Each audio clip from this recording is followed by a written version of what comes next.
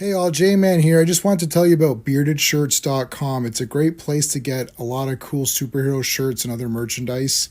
You can scroll, they've always got sales on. As you can see, they've got these really cool print all over shirts, which I really love. That's Eddie, the founder of the site. And if you're looking for stuff, all you got to do is you click on the search here and you can type in all over. And that's going to show you the all over prints, which are really, really cool. Look at that. You got Legion of Superheroes, you got Brave and the Bold, you got JSA, you got Superman, Green Lantern, Wonder Woman, all kinds of stuff. So check out beardedshirts.com.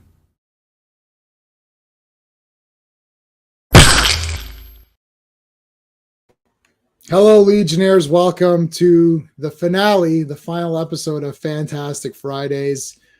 Started this 27-ish weeks ago with one or two breaks in between. Started it with our good friend Clobberin Times, Mike Alonso, who we were looking for something to do on Friday. We had just finished the Fourth World, and we wanted to do more Jack Kirby stuff because we both love, and Sean, all three of us love Jack Kirby. And we thought, what better? And I said, why not we just do Fantastic Four? And he said, let's do 1 to 102 with the annuals, and that's all that Kirby really worked on. And I was like, okay, let's do it.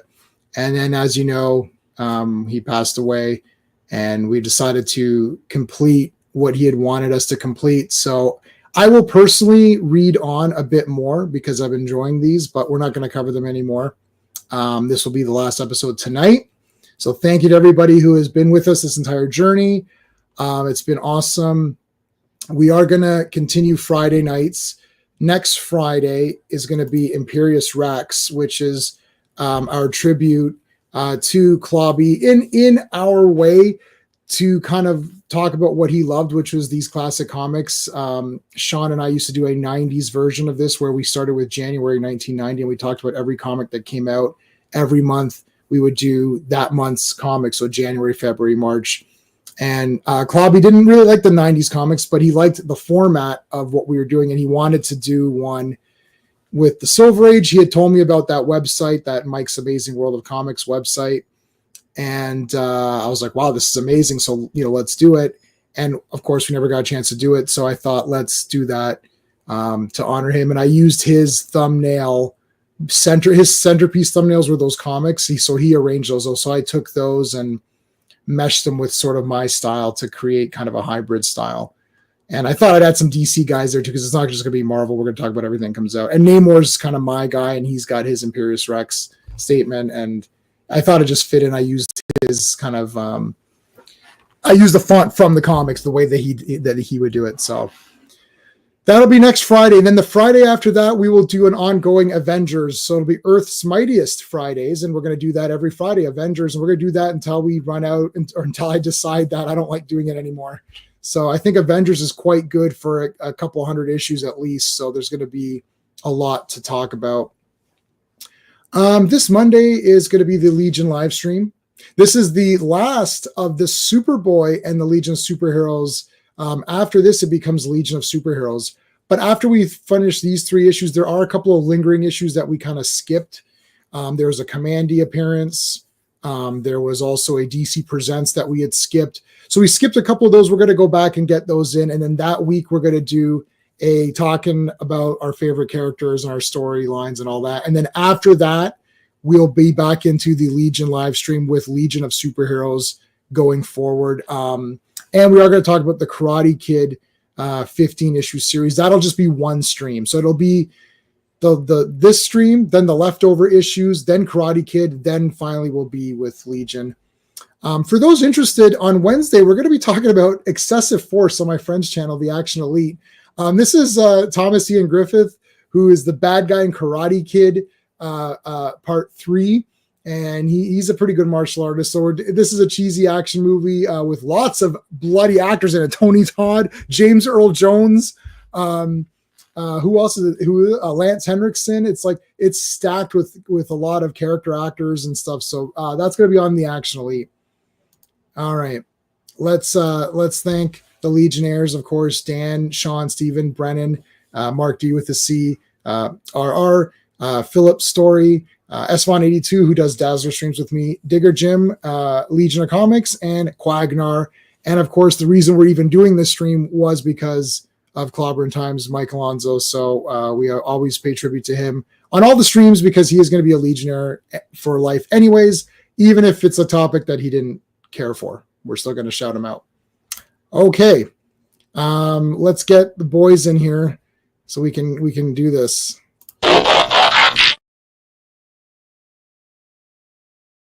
Hey, hello. Historic moment, man.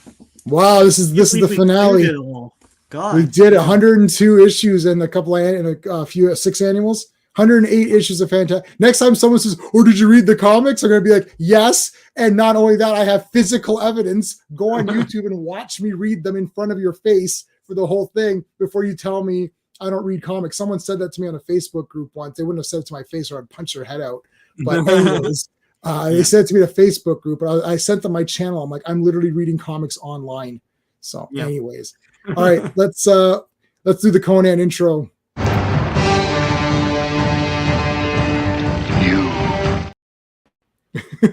I don't believe you. You're making it all up. You're not really reading these comics.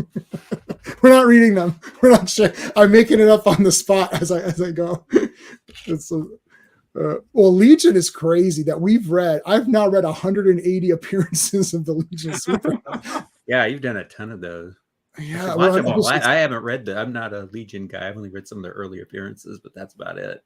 Oh, yeah, we weren't Legion people, but like it's funny to me. The Legion are like the Grateful Dead. It's like you're super into it or you're not, right? You know, and people who are Grateful Dead, but people who are like into Legion, I always thought of them as like super comic fans. Like, oh my god, that's the next level, isn't it? You know, Shaun to the Grateful Dead.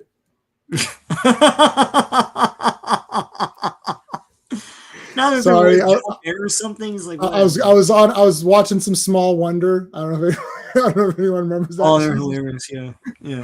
There's one where her head, her neck. I was gonna put that on. She used to be one of the kids in Arnold Jackson's class. They cast a whole thing, and like if you look back at those episodes, almost every kid is somebody. It's like Ricky Schroeder. I friggin' knew that. Yeah. Yes. Yep. She's in there. She's in there. I think, was she in the bicycle? No. I think it's like a drug episode she's in. Yeah. Although there's almost a very special episode.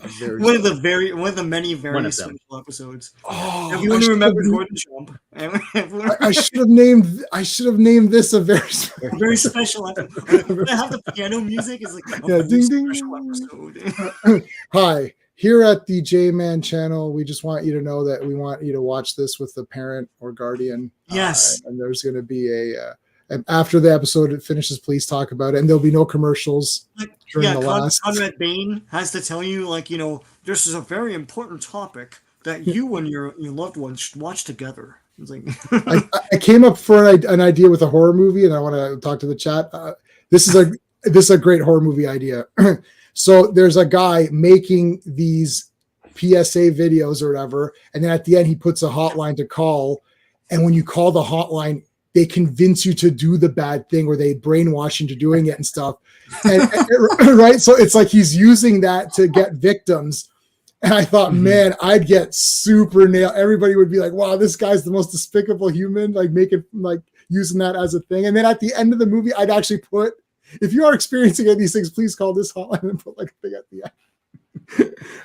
I get that sounds like a Castle movie. Oh, I love those. Yeah, Tingler's great. You know what's a great movie? Have you seen Homicidal? No. No. Oh my God. It's a William Castle. Oh, but you can't look anything up. It's like massive spoiler. My wife watched it and she's like, "Have you seen this?" I was like, "No, I haven't seen that." Everyone knows the ones that, you know, like the generic ones, right? Haunting and all that. Yeah. And I was like, okay. And I bought it just based on her saying, "Just buy this, I guarantee it." So I bought it and I was like, what? It's so good. It's so good. And you'll recognize someone, the girl from, is it court martial? Which is the Kirk where it's court martial Kirk where he's being court martialed for the death of his friend where they didn't press the button. He went through yellow alert or red alert. Yeah. Right. So the woman, the blonde lady who's prosecuting him, she was old friends with him, and then she was the prosecutor. She's in it. That one in a while. I can't remember. Yeah, she's in it. Clobby. Yeah, come on. What's going on? I'm here for the Fantastic Four. I'm only good for the Silver Age Marvel. That's my wheelhouse. Yeah, he would do the entire scene for me. If I would ask him stuff like off stage or backstage. I'd be like, I was like, what was that one? And he would tell me the entire dialogue. I'm like, okay, yeah, that's the one. Like, I believe you. That's the one. Joe Dog was here first. Hey, you read 2 issues of Hellblazer. Nice. Oh, yes, cool. Constantine. Yeah.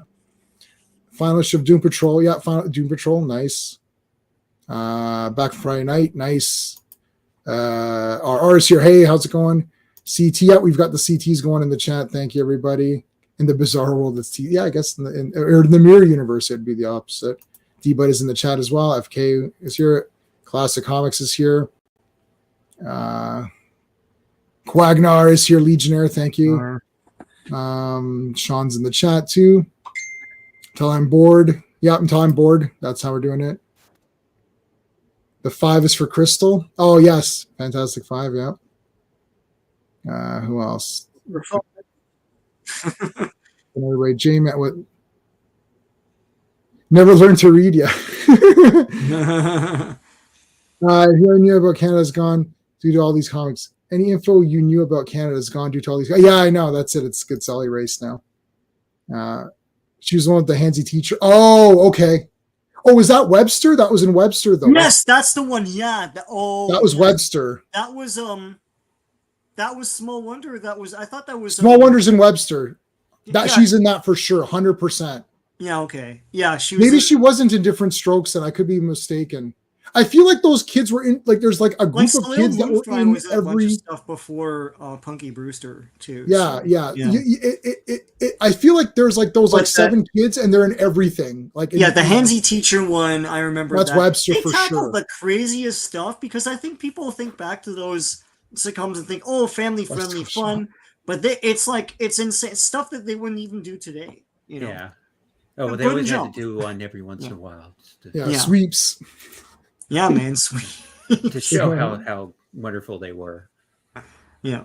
That's why I'm going to do Phantom Outsider. I'm going to do that. That's exactly what I'm going to do. You show the hotline. Everyone has to call it. Now you can use your phone. Oh, my God, man. Oh, my God. Yeah, use your phone now to call this hotline.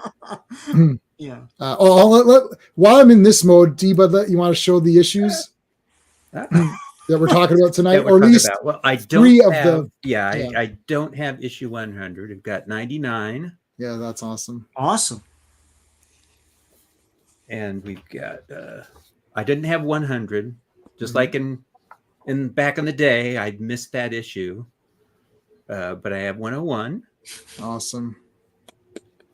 And there's a little thing that started happening in issue 100 that you'll see in Marvel Comics from that era. Yes. They did these 2 half pages.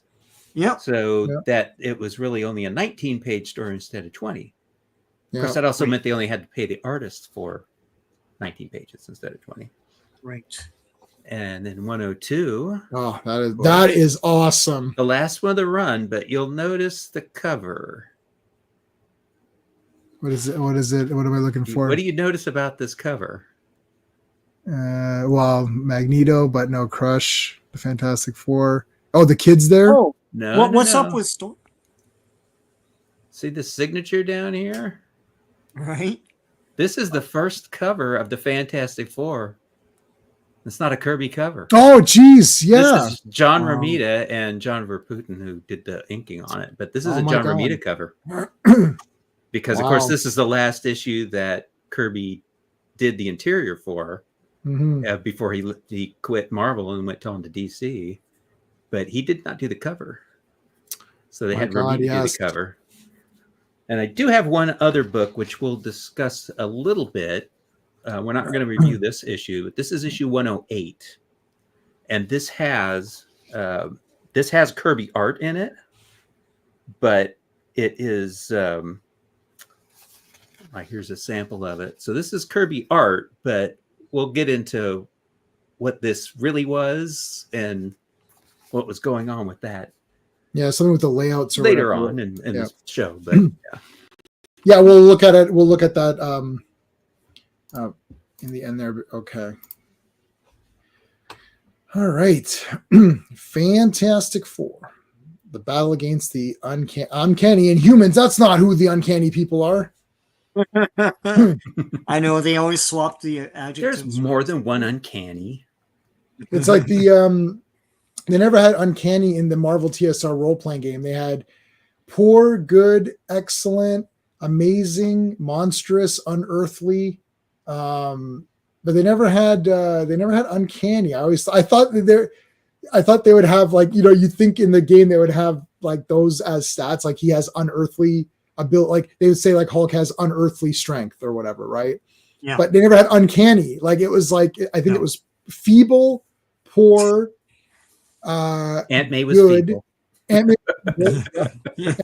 people, she was, so that was her stat. Yeah.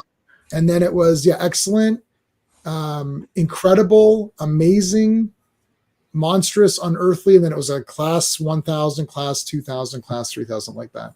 So yeah, the DC game was easier, it had numbers. Yeah, I don't know, I never played the DC game. I think Marvel Silver and Bronze Age is the best thing ever, but other than Marvel Silver and Bronze, I only like DC. Like even now, I collect the role-playing games. The DC game is way superior to the Marvel one. Yeah, it's Sean got me one of the modules for the Legion, and you can kind of tell by looking at the character sheets and sort of like your stats that you get. Yeah, just those books are neat because they have a lot of good art in them and stuff, and the lore of the time, right? So yeah. Oh yeah, they're neat anyways. Yeah. All right, Sean, let's get the credits. All right, Fantastic Four volume only, number 99. This was cover dated June 1970, but release date was March 19th, 1970. Editor-in-chief is Stan Lee. Penciled and plotted by the great Jack Kirby. Inked by Joe Sinnott. The colorist is uncredited. Lettered by Artie Simic. And edited and sandwiches by Stan Lee. I don't know. Sandwiches? Were they at least sandwiches? Yeah. He went out and grabbed the lunch. Yeah. FK sent me a clip of is that the Webster thing? I'm not gonna play that right now. Definitely not playing that one. You're a Marvel fan. You're a Marvel fan than DC fan. Oh, well, your thing is DC, right, Joe Doug? I think you got to switch to Valkyrie. Switch back to Valkyrie or whatever. Yeah. Look at this going skiing. Ben's going skiing. This is a weird issue. The entire thing is just Ben going skiing and having fun with Alicia, and there's no fighting at all. It's so weird. In his tidy whities, yeah. It's a winter issue. Yeah, it's so weird. Wait a minute. They're not going skiing. You guys. But there's a formula here where like something is up, something goofy is up with the thing. It's like, it begins with a splash page with Thing doing something goofy, Right. We're going to see that's true. On with the flu and all that. Yeah, that is a bit of a thing going on with these, yeah. Well, you got to get, like, he's not going skiing, so. Yeah. This entire issue is basically Johnny wants Crystal back and, like, is very determined to get her back and not listening to anybody. That's like, yes, he's being an irrational teenager, right? And he left a note, and he's already halfway there. He's out in the middle of the night, and so Ben decides to punch a hole right through the side of the building. Yeah, killing thousands below with flying debris. They are all evacuated. They were all evacuated beforehand. It's fine. Like Anderson Cooper in BVS. I can't believe he's in that movie, but he's like, good thing. I think he says something like, good thing everyone is out for the night downtown. Like, John, I saw that movie once in the theater and never saw it again. You're the only person who's seen that more than once. I've seen it 10 times. It's so terrible. Listen, BVS? It's so terrible. I've seen it 10 times. It's yeah. I bought Justice League on Blu-ray because it was cheap. Yeah, because I love it. It's hysterical. Yeah, it's hysterically bad. So yeah, I'm watching it. Oh, I like the Joss Whedon Justice League. That's the best. That's the Justice League. Yeah, that's the best one. Not the Snyder one. The Snyder one is intolerable. It's 4 hours of nonsense of boredom and black and white. Boredom and it's black. Motion. The whole screen is black. Like no, Superman's not in the movie. I'll take the Justice League. It's a fun watch. I agree. It's less than 2 hours. It's just under 2 hours. It's 2 hours as mandated. Yeah, like it's like I can't stand that other one. It's like nonsense. And then like Superman's not in the movie. It's the Justice League without Superman. Like I'm like literally, it's 2 hours. Is Superman showing up in this or what? Like this is what I paid for. Anyways, that movie pissed me right off in the first like 10 minutes. I'm not gonna get into it now. All right. Okay, so Johnny's flying off. There's like rockets here, Hunter missiles. Yeah, he's like, attacked by. Yeah, he's flying through NATO territory. I mean, he's just taking the long route to the Himalayas here, and of course he flies through Russian areas, so they shoot missiles at him. And finally, I'm getting a little pooped out. I'm only flown halfway across the world, so I think I'll just take a nap in this cave while it's raining. It's like, oh no, an outsider has to find the one occupied cave in all of the Himalayas. Johnny, it's just bad luck. You have failed. Love this. I mean, look at that cityscape there. This 3-dimensional shot of up from above as they take off on their Skrull saucer. Yeah, it's not linked by Vince Coletta, so you can see all of it. So all that detail in the cityscape. You guys are just because he erased Kirby's line art doesn't mean anything. It's like Kirby, why are these pages blank? Why are you handing him blank pages? No, I drew stuff on them. But there's evidence of like Jack Kirby would do a cityscape like this with details in the buildings.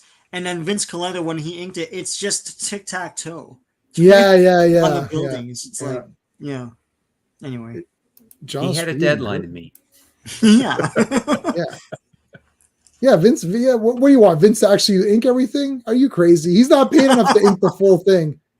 And I like this. They're riding around in their Skrull saucer, and Reed doesn't check ahead. Flies right into a meteor shower. Yeah, he doesn't check his sudden one. What doesn't have radar or anything? Yeah. And of course they're all like panicking. Oh my God, we're gonna get hit by a meteor. Yeah. Reed, how did you dodge that one? Rear view mirror. God damn. How could you loan me your spaceship without telling me there was a blind spot? Yeah. That's what, from Back to the Future when Biff was like from the Skrulls. So yeah, that's true. That is true. Yeah. So he doesn't. Yeah, he doesn't. Man, you guys are so mean tonight. Just because it's the final night, everyone's all pissy. And the knives are out. The knives are out. It's like Reed sucks. Never liked him. Here comes all of the. I never liked this guy. Jealous. We're just jealous because he's married to Sue. Yeah, it's like he's got the intelligence. He's got the woman there with him. Well, here's this. This is a rando guy, right? I don't know who this guy is. I don't know who he is. He's awesome though. Yeah. He's sort of he looks like like you say, you look like an abominable snowman. Yeah. It's like, wait, you're not an outsider, you're one of us. Yeah, because he's got powers. One of us. Inhumans. Fellow Inhumans. What? Wait a minute. I happen to find the one cave that leads right to the Inhumans. What? I told you. So mean. Again. It's possible. It's possible. Somewhere in France or something, right? Like oh no, he's already in the Himalayas here. Oh, okay. I thought he was in France and he went to a cave or something. But he took the long way. Yeah. All right. Well, here's this shield here, and he's just gonna flame on and flame on. Dun, dun, dun. On. This is awesome. Defend yourselves. We are attacked. Dun, dun. We are attacked. All your base belong to us. Let me just say, this whole issue, once again, like most things, could have been avoided by just talking to each other. Like, what the hell? Anyway, when they explain, it's like, well, why couldn't you take this word balloon and put it eight issues ago and just tell them what was going on? Yeah. Anyway, God. Don't ask silly questions like that. Again, like, wow, I'm shocked. I was writing down saying how brilliant this was, and, and then all of a sudden it's all. But backstage, it was all happy. Everyone was like, "This is one of my favorite Fantastic Four." Now all these criticisms are coming out. Like, why didn't you just talk to her? We're doing it for the clicks. That's all. That's it. Yeah, we got to be. This flying squirrel guy is awesome. Oh yeah, he's got the thing, and then he can wrap himself around you. Like, who's this guy? What the hell, man? And he's flame proof on top of that. Yeah, it's great. And he crackled. He friggin' crackled him here. The perfect time.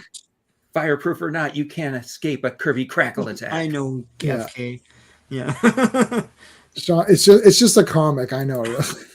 It's kids junk, as Bob Haney would say. Our good friend Bob Haney. It's just kids junk. Like, don't worry about it. Kids junk, yeah. Yeah, don't worry. It's fine. Well, it's real to me, damn it. Anyway, only 8 to 13-year-olds will read any of this. So yeah, and who cares what they think? Well, I was 8 when I got this, so yeah. Well, I mean, look, we know how it is. Hey, Mark, what's going on, man? Hey, Mark, what it is? Thanks for popping on, man. I think everyone here is subscribed to Mark already. Let me see. Yeah, everyone here is subscribed to Mark. I am, yeah. Do I need to put your link? I don't think I need to put Mark's link. I'll put his link anyway. Just to be safe. Yeah. Just to be safe. Never hurts. It's like, put it up here. Let's go. Mark. Oh, it's going. Did you see Mark's thing hoodie he had Sunday? No, I'm snoring when Mark goes on. I've been on a couple of times where I've been up late. It was on Mead yesterday. I think it was on Mead yesterday. That's what it was. He was thinking Sunday because I had to watch replay. I was doing stuff. I was in a meeting, so I missed the show last night on Mead. But he had a thing hoodie he got at this convention, I believe. That Clobby would have loved having that. Yeah, there's like a lot of great like stuff out there, and our bearded shirts guys like just going insane now. There's like so many. It's just like you can't keep up. And it's like it took Mark from Legion of Comics because he won this once, or he won this month's draw for a shirt on my channel, and it's like 4 days. Like, I don't even know what to pick. He's like, just give me Godzilla. Then it's like, okay, like he doesn't even know what to pick. Cool. I was like, yeah, Godzilla. You can't go wrong. I'm getting Linda Carter Wonder Woman sent to me, so I'm very excited about that. Oh, cool. Yeah. Okay, Johnny's in here. TC being taking care of business. And apparently he knows how to ask to see them because he just goes, I demand an audience. He knows our law. We better let him in. Yeah, I feel like that was a bit contrived. I don't know. Just a bit.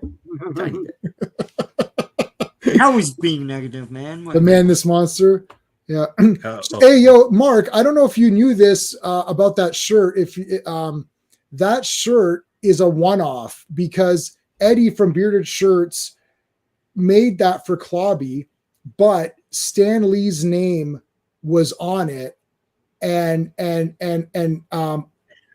Clobby asked me, he goes, "You think Eddie would remove it?" And I said, "Yeah, just private message him and say, can you remove Stan Lee's name or whatever?" And he did. I think that's the one you're talking about, and he removed it. So if you order that shirt, you're going to get the Stan Lee one, but the one that Clobby had was specifically made for him with removing. That's a one of one. Yeah. I didn't know if you knew that or not, but I wanted to mention that to you way back when I saw you first wear it, like a few months ago when all this kind of went down. And I wanted to mention that to you because him and I talked privately about that. And I said, Eddie will do anything you want. Like if you just email him and say, hey, can you do this? Yeah. So that you have this, cool. Yeah. No worries. But yeah, that's a good thing to know. Yeah. That's a 1-in-1. So even if anyone else orders that shirt, they are going to get the one with Stan Lee's name on it. So Eddie's a cool guy, and like Clobby got me into that bearded shirt stuff. So then I was like, yeah, just ask him. So it's like, just do whatever. And he sent him a few. So actually, he sent him a bunch that were just for free. He just sent him a bunch of free ones because Eddie's like that. He'll just send, and I'll just get stuff. I'm like, oh, this I didn't even ask for this, and he just knows what I like, and he'll just send it. So it's pretty cool. Anyways, this. Oh yeah, look at this. Here's everybody. So Sean, are you saying that if right now sleeping through it? Yeah, he is sleeping through it. Let me see. Yeah, wake up. Yeah. I don't care if this guy's burning up the whole city here. I'm taking a nap. What the hell? Wake the hell up. King. So Sean is saying that right now, if they just talked right now, it'd be all.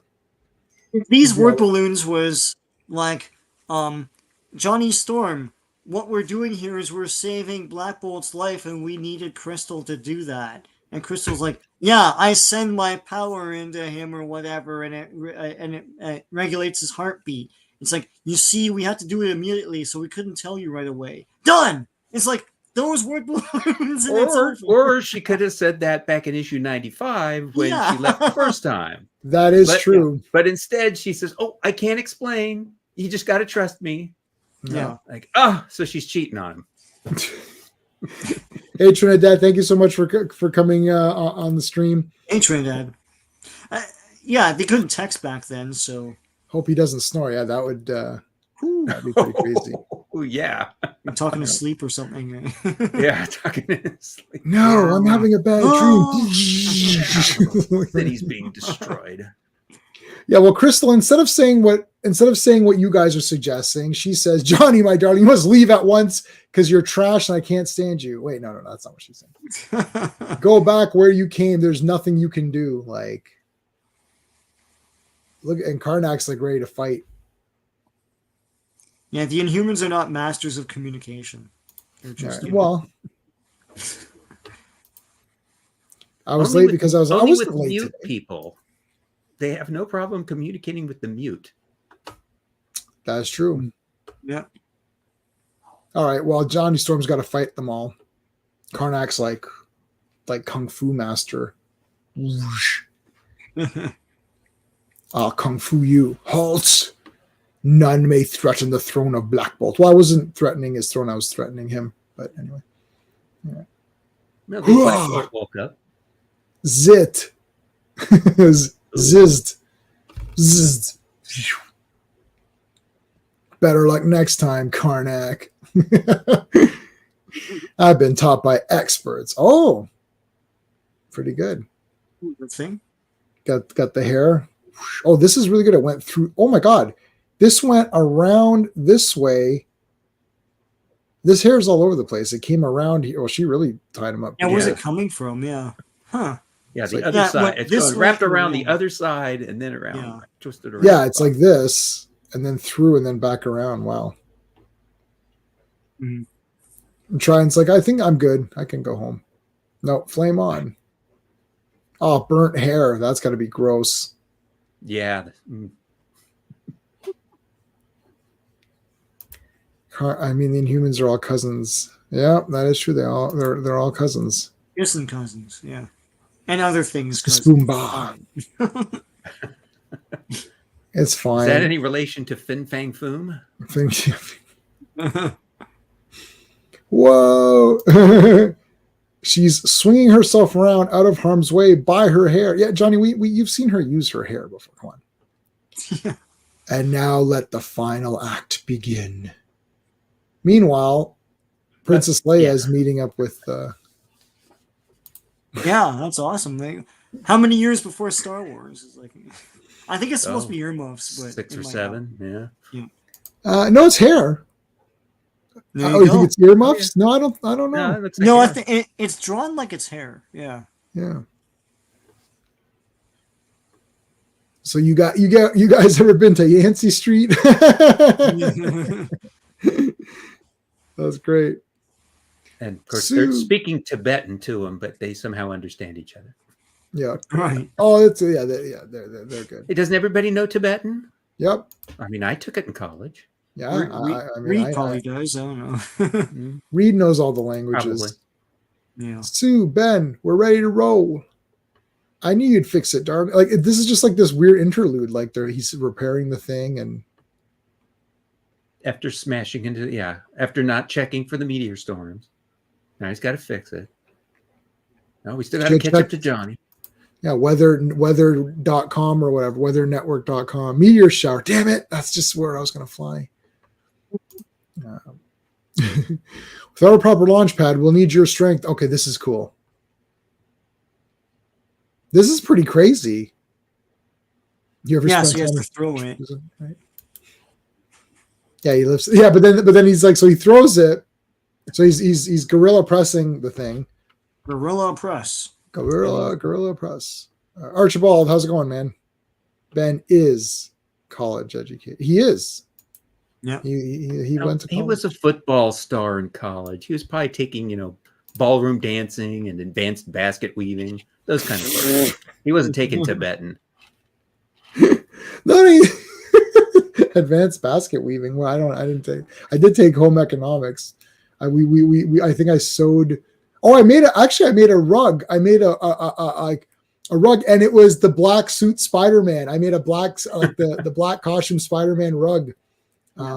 Pretty cool. I wish I still had that. Was it like the spider on? No, it was his like a bust of him. So like chest up. Yeah, it was pretty good. Oh, cool. Pretty good. We baked brownies and stuff, and learned how to sew. Anyway, yeah, I can do it all. All right, so he throws him up, and then Ben whoosh, has to grab him, right? Because oh my god, what the heck? There's the Kirby guys all in the big corners. She just has one on her hairdo. She has one loop.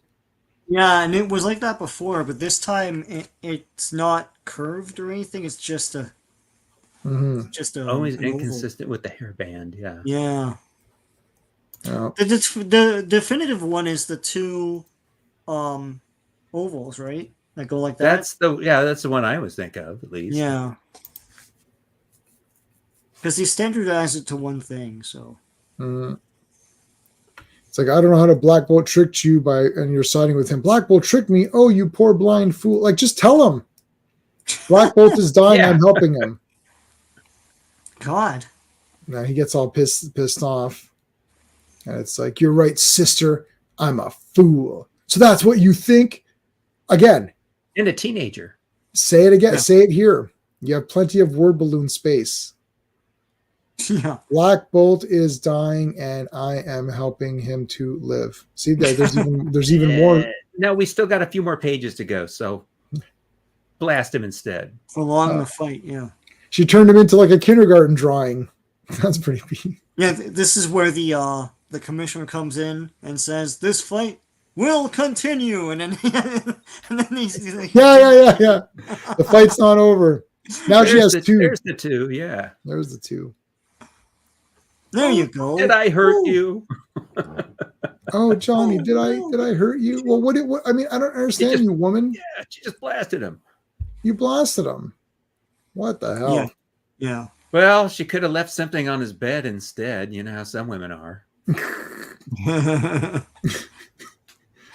Wait, you still have to explain. It's like Karnak, he's about to flame on. Forget it. I'm through being a fall guy for a bunch of freaks. Wow. No, Johnny, you don't know what you're saying. Maybe I do, lady, for the first time. Flies off. Yes. I don't know, man. Says the man who's on fire. But I'm gonna create a fireball so big I'm gonna destroy everybody. No one asked. I'm a hero, but I'm gonna wipe out this entire race of people. Yeah, it's like the Inhumans aren't just a bunch of guys in cool poses. It's like a people with like families and kids. What are you doing? Wait, what little genocide would never hurt anybody, right? not when you're a hero. Yeah, I'm a hero. When a hero does it, it's right. It's okay. Yeah. But who how? Kids. Looks like we got here just in time. Well, maybe a panel or two earlier would have been slightly better. Yeah. You got here in somewhat decent time, but maybe not right on time. But anyways, they are here, so there you go. There's Johnny again. Keep back. I didn't send for you. I don't want you. Too late for that. We're here now. And now he's pissed at them, and he throws a fireball of crackle at them.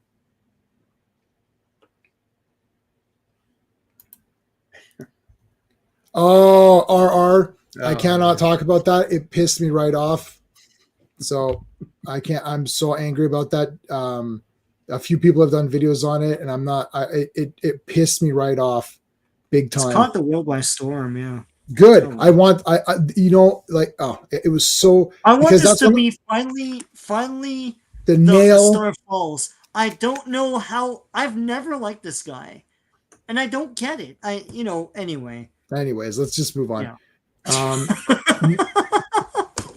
He makes Johnny seem reasonable in this issue. Yeah. Yeah, he thought Crystal had forsaken him, but she was only trying to save her brother's life. Okay. Okay, so he had been stricken during a radiation experiment. Okay, what are you guys doing? And what are the Inhumans doing in there? Okay. And Crystal Gordon finally shows up. Yeah, there he is. Oh, hey, how's it going, buddy? So Crystal was needed to transmit micro shock waves to keep his heart beating until I could return. Well, how long did it take? Because this has been a while. Yeah. I mean, Johnny flew there in half the time. Yeah. Right. They could have done this 5 issues ago. 100th anniversary. Don't miss it. Oh, there's some smooching. Look, they're going to kiss and make up.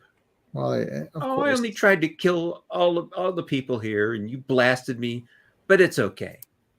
Yeah. We're young. We're in love. Oh, this is it. I missed this issue. Oh, look at that. That's good. The only problem with this issue is that there wasn't any villains in it. So, I mean, seriously, for the 100th issue, they could have, had set at least some villain or something. I know, but I would have been disappointed by. It's like it's not really them. They always do this kind of thing. It's like, yeah. Well, and they did. This was a little bit of a trope that they did because, in the Spider-Man 100th issue, same thing. He fights a whole slew of villains, but it's all a dream. Right. In that one, right. It's not here, but yeah, it's just androids or whatever. Treatment Deadpool, yeah. So oh yeah. So he's gone. He's done anyways. Yeah, Dr. Doom's at least a monarch, and looks people cool. Love him. All right, Sean, what's the credits? All right, Fantastic Four, volume only number 100. This was cover dated July 1970, but released April 17th, 1970. Where am I here? So yeah, editor-in-chief is Stan Lee. Penciled and plotted by the great Jack Kirby. Coming up close to the end of his run here. Inked by Joe Sinnott. The colors is uncredited. Lettered by Sam Rosen. Edited by Stan Lee. And word balloons by Stan Lee as well. I'll come clean. I did the coloring. I'll finally admit it now. Whew. On the you got the blues and greens correct here, man. Yeah. Thank you. That monkey is excellent work. Yeah. Thank you. I appreciate that. That was tough. It's a baboon. Oh, it's a baboon. Sorry. Didn't mean to pin my you have to get your apes correct. My leanings onto yeah. Yeah, they should have had them standing around discussing. Yeah, or sitting around, at a dinner table. They kind of discussed their feelings last issue, or at least Johnny did. Yeah. Thanks, RR, for the super chat. My faith in humanity is restored a little, but tons of people on social media even can't absolutely calling out Leo on his BS. Enough said. Yeah, since you super chatted that, I've never missed an episode of Dragon's Den or Shark Tank. and I was very disappointed on that one.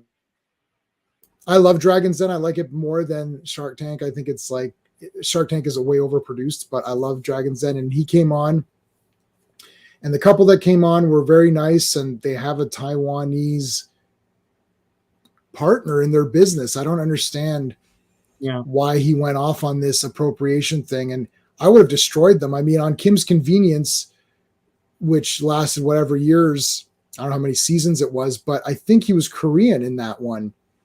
I think they're Korean, but I'm not 100% sure. But Korean, the guy who made it is Korean. He lives around here, actually. Right. So is Simu Liu is not. I don't know for sure, but he's not. I don't think he is. He's Chinese. He's not. What a stinking piece of garbage. Yeah. It's the whole punching up, punching down bull crap. Yeah, but enough. You're too old for that kind of thinking. You do realize that's something that little kids in high school obsess over, and then they outgrow it, or they're supposed to. Right. But anyway. All right, I'll give you Sybil Danning. That's a palate cleanser. Whew. Yeah, there you go. My autograph came in. I don't know if you guys saw that on my socials. Yes. Yeah. I don't know. I'll show it after. I show it, man. Yeah. Let me. I'll upload it to the. We know that RR. I don't live in Mississauga, so I don't care. But I live in Mississauga. Why? What happened? I know that. Yeah. What happened? I don't know. I'm off the. I'm not on there now. Oh, RR said you realize Lou grew up in Mississauga. Yeah. No, we know that because he. Oh, I know. I don't care. Yeah. Oh, I'm out of files. That is dry. Okay, hold on a second. Oh. I can't. That is so crazy. I cannot put anything here. I'll remove something. There, and then we can move on here. Okay. While that's uploading. All right. So, Journey Home. This was a bit. I understand what you're saying, Sean. It was a little bit like, they're just Thinker and it's Puppet Master and the Thinker have teamed. Oh, Skeptic's here. How's it going, Skeptic? Hey, Skeptic. What's up? So, and there was a little Stan error on the first panel where he's ignoring the fact that this is the Skrull spaceship. He's in the little blurb on the sides, and a flying craft borrowed from Black Bolt. Oh no! Like, no, yeah. But he gets it right in the dialogue because it's the saucer, because that's the Skrull saucer. It's like, wow, that's a fail. Yeah, more someone else maybe who actually plotted everything. Yeah. All right, so they're coming back from the Crackle world or whatever. Fantastic Four. You got the four up there. There he is. We found the saucer's wreckage. It's like, oh my God, this thing's like scrap. Oh my God, who's that? Who is that hiding? It's that guy from Quantumania, right? Yes, it's the Quantumania fellow. And he's coming for you. Like, why would they have Kang in this? They never fought Kang directly. Yes, now, that's they fought true. Rama Tut. Yeah. But, so I guess that's I guess that's okay. Ben, look out! Hey, how did he do that? I didn't take my peepers off of him for a minute. That was your mistake, Thing. You should have been watching me, Doc Doom. I despise informality. Okay. My full title is Doctor.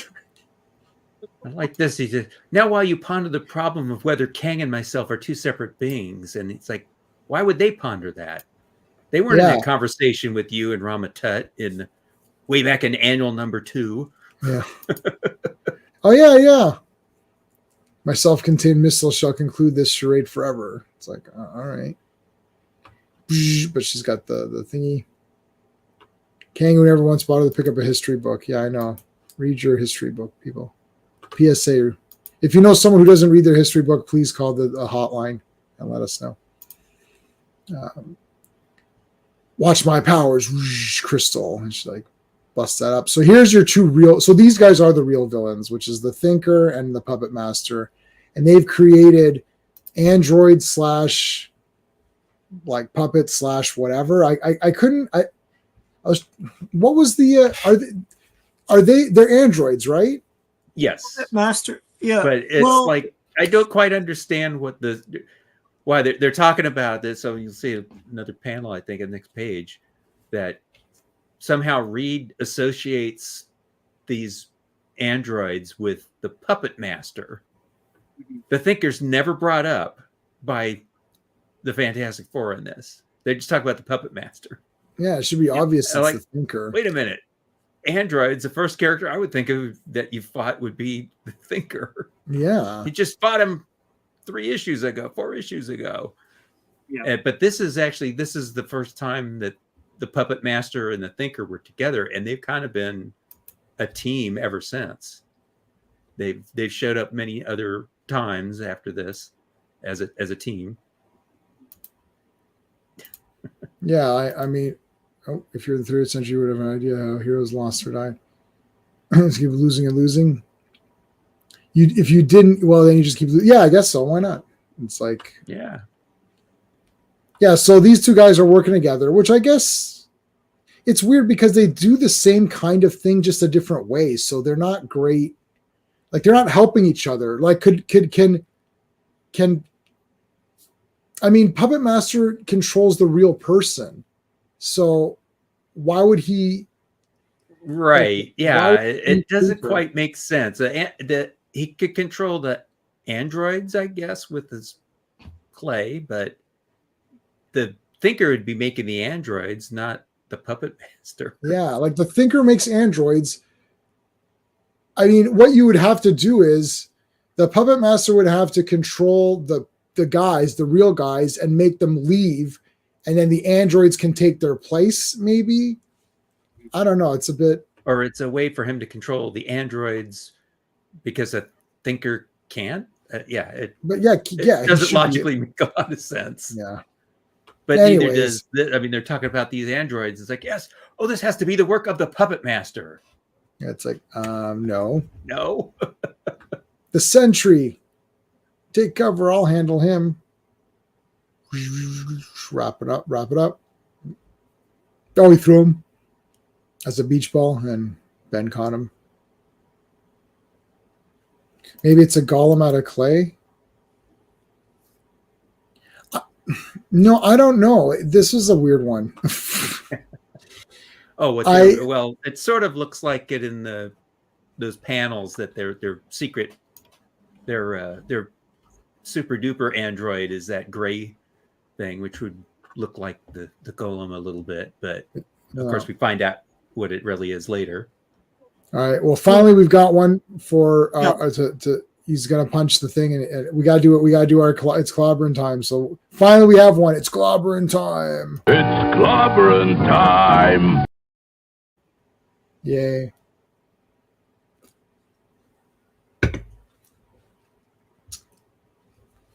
All right. So finally, let me get my. So finally, we got a Clobberin time. My God, I feel like it's been a while. But here you go. Boom, nails them. So there goes a century. Dearth of clobbering times over these last several issues. Haven't had as many. Yeah. And I started to we knew something was like, it's like, okay, I mean, they're defeating all of these guys very quickly. So this is like Godzilla Final Wars or whatever, where like every monster's in it, but Godzilla just dispatches them in like a second or whatever. Yeah. But anyways, it's like there's Crystal, but look, the Dragon Man or whatever shows up. He's pretty cool. And he talks in this one, which the Dragon Man doesn't talk, but in this he talks. I guess the Stan android forgot that. Or maybe Thinker didn't know that. Or one of them's talking through him or something. Yeah, well, it's probably in the real life thing is it's Stan, but the in continuity thing could be that the Thinker gave him the ability to talk. Yeah, not knowing that he can't or shouldn't be able to. Okay. Got the whirlpool here. Lots of water, so Who would be behind any sort of water type thing?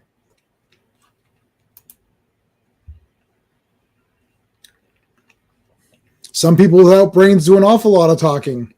That's what Scarecrow says. So, oh my God, it's the Submariner, fish face. And like he kicks him out of the way to get him away from him. Yeah, yeah, he kicked him. Yeah, we left him behind, and they're just flying over. He propelled us all the way to shore. And then you'll notice here, this is only a half page. This was the month they started doing this. So they did this for about a year, where they did the 2 half pages on facing pages. Sometimes they would stretch across. They'd have a panel that stretched across. So when they did like reprints of them in like the Marvel Masterworks, if it didn't work, if they had one that stretched across, they had to make sure that these pages were across a page, and then they had just stuff underneath, right, like a spider symbol or whatever. I'm reading these off of the scans that were officially released by Marvel, so that's how I actually saw the ads. Like I had it like the way you had it, like I could see the but it was a way to lose a page without no, we got 20 pages here. Mm-hmm. 2 of them are half pages, but it also saved them money on paying the artists. Who's your favorite anti-hero? A Mariner? Oh, yeah, for sure. He's mine too, then. All right, so now here they come. He's got a whole army behind him. So these are all androids.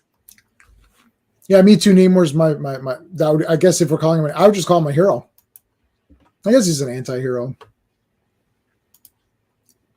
He was a hero. They made him an anti-hero when they brought him back for a while. But he was a hero in his own title until he was in the supervillain team up where he was an anti-hero. Yeah, it's confusing. Right. Yeah, that's weird. Is Hulk an anti-hero? Hulk's a hero to me. I don't know. Yeah. Hulk's a hero. I would say. All right, massive fight here. I like how they're like, did he make puppets, or did they say did he make? Yeah, he made. Okay, how can he build so many androids? How could he build one android? Yeah, he never built androids. The guy you guys fight all the time builds androids is either Doctor Doom or the Thinker. He must have found some radioactive clay. Like, yeah, this is a fail. So Johnny failed in the last issue. Reed failed in this issue. Like, all right, so here comes all these guys. See, she trips them. That's funny. Smashes them. Here comes a Skrull. Johnny. Thank heaven. It's just like a fight. Crystal's like using her powers and just smokes everybody. Look at this. Them all away. Yeah, they're all androids anyway. I'll just hit them out. Hit them as hard as possible. They actually say that, right? They're like, "Oh, just do it." I don't use my powers like. Oh yeah, if she ever gets mad at you, it'll be bye match head. I don't use my powers lightly, Mr. Grimm. Yeah, just look at last issue. Mm-hmm. There's like half visible head.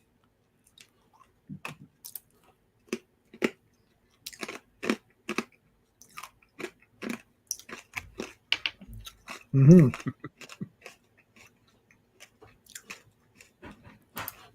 Yeah, he's a hero. I guess officially he's an anti-hero. I get in this car here. The kindness is large as the desert is vast. Oh, okay. Yeah, what a cornball. Yeah. Head due north, Ben. There's a NATO airfield not far from here. All right. Oh my God, it's the Red Ghost. How do they see him? Yeah, he kind of how did they the background. He can make his body on. How did that? Well, he's not really. He doesn't turn invisible. He becomes intangible. so they can see him. I mean, the way it's colored, he seems like he's invisible, but he's not. He's not the dotted. He's in the line art. Yeah, he's solid lines, not dotted. If he was dotted, he'd be invisible. Right. Solid, he's just intangible. Yeah. My God, he's only line art. What? That's Vince Coletta's favorite character. Line art. I'd have to say the Red Ghost. His favorite character was the Eraser. The living eraser. The living eraser. No, but his favorite giant man character. Yeah, okay. So that's his favorite in terms of like the meaning. This is his favorite to ink. It's like I really like the eraser because I really like the ghost or whatever, or Invisible Girl because it's only half as much lines. No, it'd be harder to do that. It's a little more work, yeah. All right, so they just drive through him. It's like, all right. And then he smashes. Coloring error. He has white hair. Oh. And he's usually bald on top. He looks more like the Thinker. Yeah, that's right. That's a super mess up. Yeah, he usually has that hair coming. Yeah. Yeah, he's got it's more on the sides and he's bald on top and it's gray. So that looks more like the Mad Thinker. No. What the hell? He fell down this thing. Look at these. Here comes the ghost apes people. Yeah. The super apes were pretty cool. I kind of wish they'd done more with them. Yeah. Got a machine gun. Oh my God! It's the wizard. It's the wizard. That's like all these androids. They all have the superpowers of the people that they're androids of, and they also apparently have the gadgets that the supervillains have. So it's got the super Paste Pot Pete's cement and the wizard's anti-gravity discs that Crystal's digging for. Yeah, take the formula for that Paste Pot Pete cement, sell it to 3M, become a billionaire. I don't know why you're doing all this crap. Yeah. Like, you can live off of the patent. Yeah. Like Mike's, who is it? Or Nesmith's mother or something like that? Yeah, Whiteout. Oh my, yeah. She created Mike Nesmith's mother. Yeah, from the Monkeys. Yeah. That's why he wore the green too, because they're like, that's goofy. He's like, I know, but I own Whiteout, so what are you gonna do about it? And they're like, I guess we're not gonna do shit about it. He's like, all right. All those whose mother created Whiteout, raise your hand. That's what I thought. Yeah. Did you make a mistake in my contract? Because I can get you some Whiteout. See? Yeah, he probably had a million Whiteout jokes just to burn people every day. Like. Yeah, but when it went to word processing, party was over. But that was it was a good 3 decades. Party over. Yeah, we still have it at our place, so people still write. All right, so new color scheme for the Sandman, though. He's not the green. Yeah, another coloring mistake. It's colored like the wizard. Yeah, it should be the green, but yeah. Well, it's a mistake by the Thinker and the Puppet Master. We're not going to blame the color. Sure, right? Yeah, exactly. The few, the proud, the colorists. We're not going to blame. The colorist was Alan Smithy. Yeah. Many hands or whatever. Yeah. Yeah. All right, so and then, they've got the discs and everything. Okay, if the Thinker can create all their weaponry, he could just make a super guy to like fight. It's like because they've got the discs and they work. They're not or just like arm himself with all that stuff. He's like, all right, and they all have their powers. So yeah, I mean, the super apes have their powers, strength and magnetism. They don't show the baboon changing form, but like the Puppet Master's radioactive clay could do all that, right? It could mimic the power of.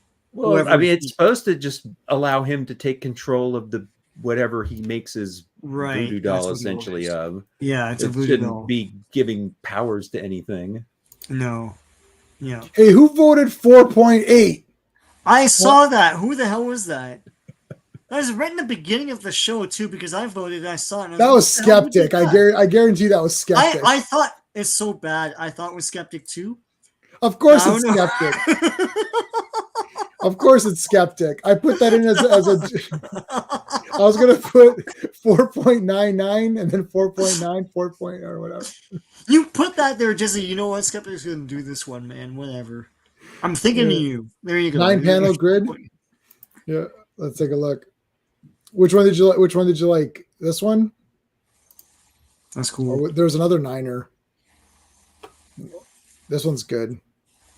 Boom, boom, boom, boom, boom. Let's go back. Yeah, to my yeah. I mean, room. you got more action and things going on in just these pages than you do in entire modern comic. Yeah. Oh, they've made the Incredible Hulk. This is their ultimate android. He just wrecks everything. Oops, yeah. I miscalculated the amount of control clay. Wait, they built all those other ones, all had the powers and gadgets. They can't make the Hulk right. And they tease this too in the beginning. It's like, oh, they're gonna fight the Hulk, a robot, and then they don't, and the Hulk just destroys their place, and then that's it. Wow, that's just dead. That was the Bill Bixby tribute. You wait the entire episode for him to be the Hulk, and then he's the Hulk for 1 second, throws the table, and the show's over. You're like, damn it, that was it. That's it. But you look how many panels you had in just these last few pages.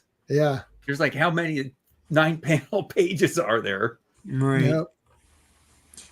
Yeah, there weren't a lot of splash pages. Am I wrong? Hey, Star Wars Marvel. Yeah, you don't have other than the opening splash page. You didn't have the usual 2 other splash pages in here. He's kind of stopped. I think at this point he stopped doing. Well, that. he does it. He does it in the last issue we do. Yeah, the last one it does, but the next one I don't think there's same I don't sort remember. Of thing. It might be also because at this point they cut they cut a page out essentially with those 2 half pages they're doing. So more splash pages. They can't do that. And they can't cut the art off. Yeah. Well, and he wouldn't have as much room to tell the story. Right. So, yeah.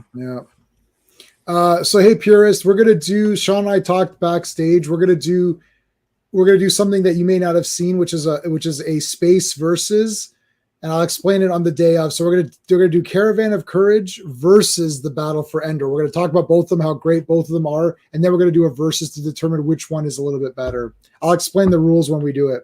Well, if we're going to figure out a day, and I'll let you know. Okay, let's go to the next.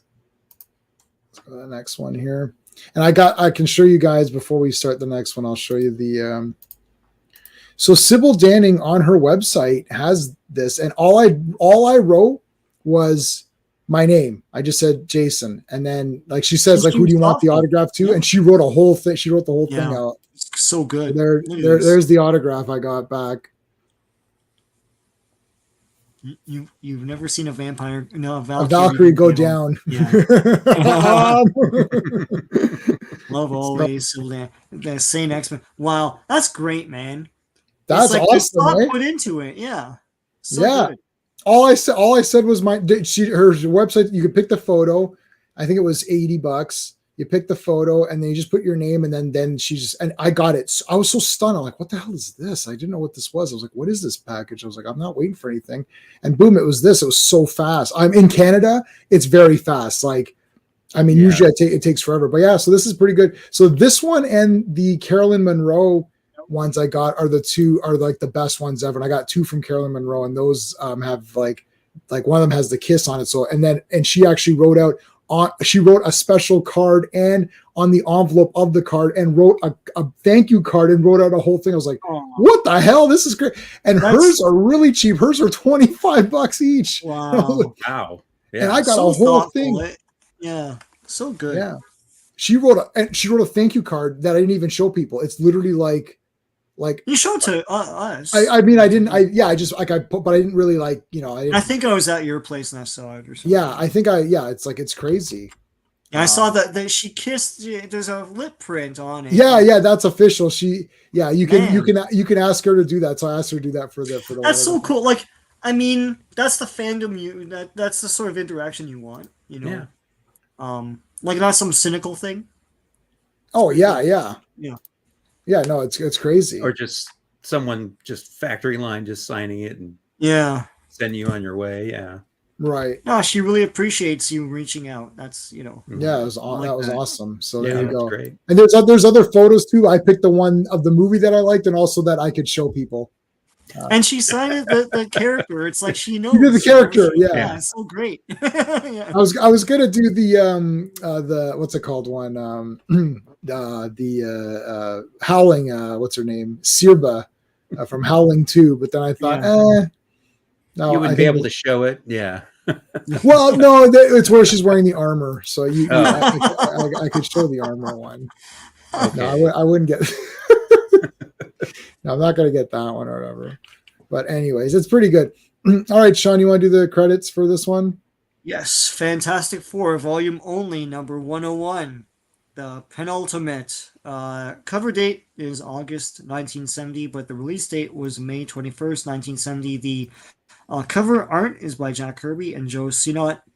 And this issue, of course, was plotted and penciled by the great Jack Kirby, inked by Joe Sinnott, lettered by Artie Simek, and edited and word balloons by Stan Lee. All right. And it has the rarest of the corner boxes, which is Sue. Yeah. Oh, that's the rarest one? I guess so. You saw that one the least. It was Sue. Right. All right. Let's do it. Look at these guys are wicked though, I'll say that. Like they look cool here on this cover. Yeah, 102 is the last. Like this 102 is the last. Second last, yeah. I don't know. That is weird. I don't know why. Wowzers, yeah, that's a good question. I'm surprised she wasn't. Yeah, that's weird. Well, they're dead. They die in this one. Kirby's like, F it. You want yeah. What do you need another issue for? The goners. Bedlam. In the Baxter building. And another goofy thing splash page. Thing doing a goofy thing. Yeah. Oh. Look at that goofy thing. Doing a splash page goofy thing. Yeah. Hanging out. What? Look at this. It's like he's got his like loafers on or something. Like what the heck? And who's his tailor? Where does he get his clothes from? Hey Claude, how's it going, man? Oh, that's awesome. I never met Jack Kirby. Yeah. I never got a chance to meet him. I know Clobby's got that picture. We were young teenagers when he died, so we were like 14 or something. Yeah. Yeah, I wouldn't have even had I met him, it wouldn't have mattered because I wouldn't have appreciated meeting him. Right. I just would have been like, oh yeah, you and Stan are awesome. And it's like, yeah. Like I think at that age, I don't know how old we were, but at that age, I would have thought Stan Lee was better. Right, because he was so out there in the media and everything. Yeah. He was Mr. Comics, but well, he was a sales guy. Yeah. Honestly, I think it's the Image guys that really got me more into like the legacy of Jack Kirby. I agree. Because of the way they talked about him, and also they were just like the Satan 6 and all that stuff, and I was buying those things, and I was like, yeah, I know, I appreciate it. So.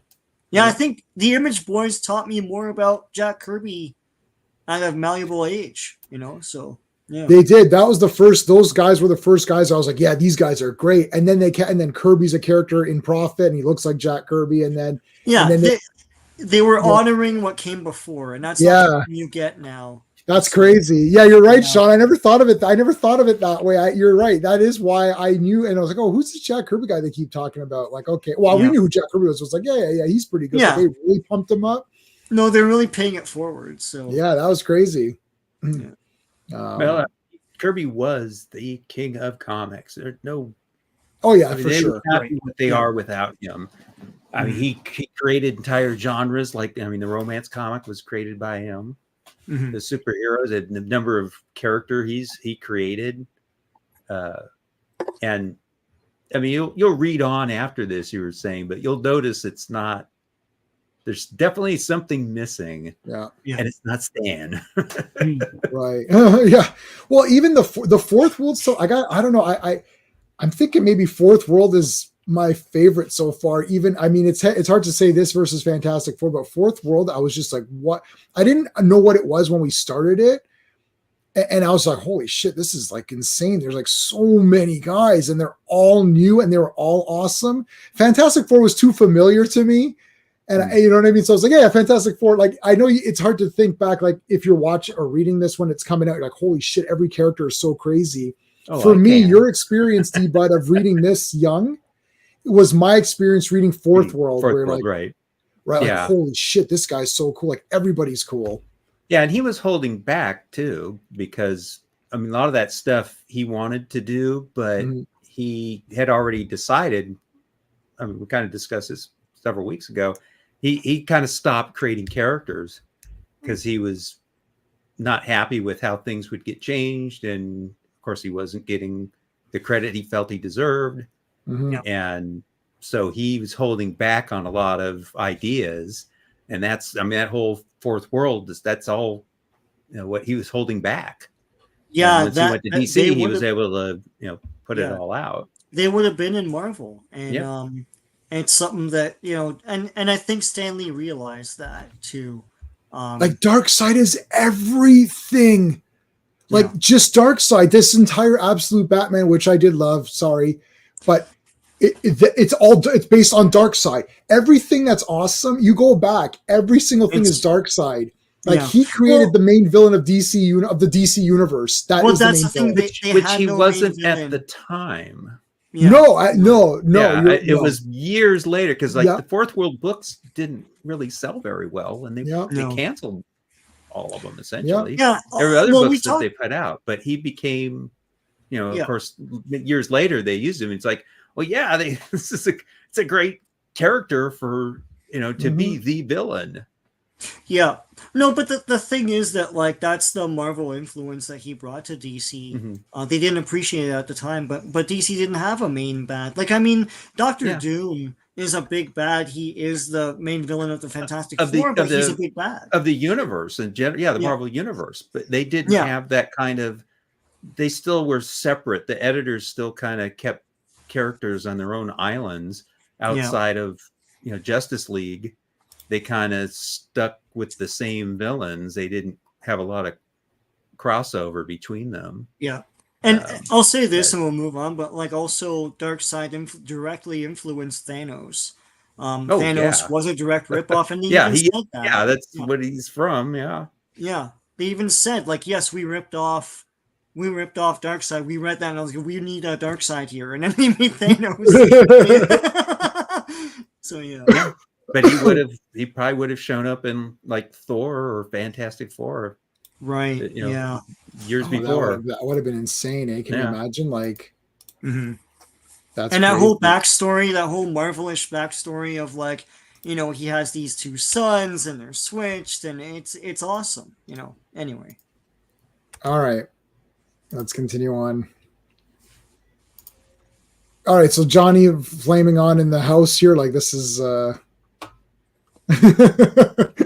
I love them. They actually tell him. They finally tell him, eh? Like, yeah. Every time you go off, you fly around like an idiot on fire. It's like everything's flammable.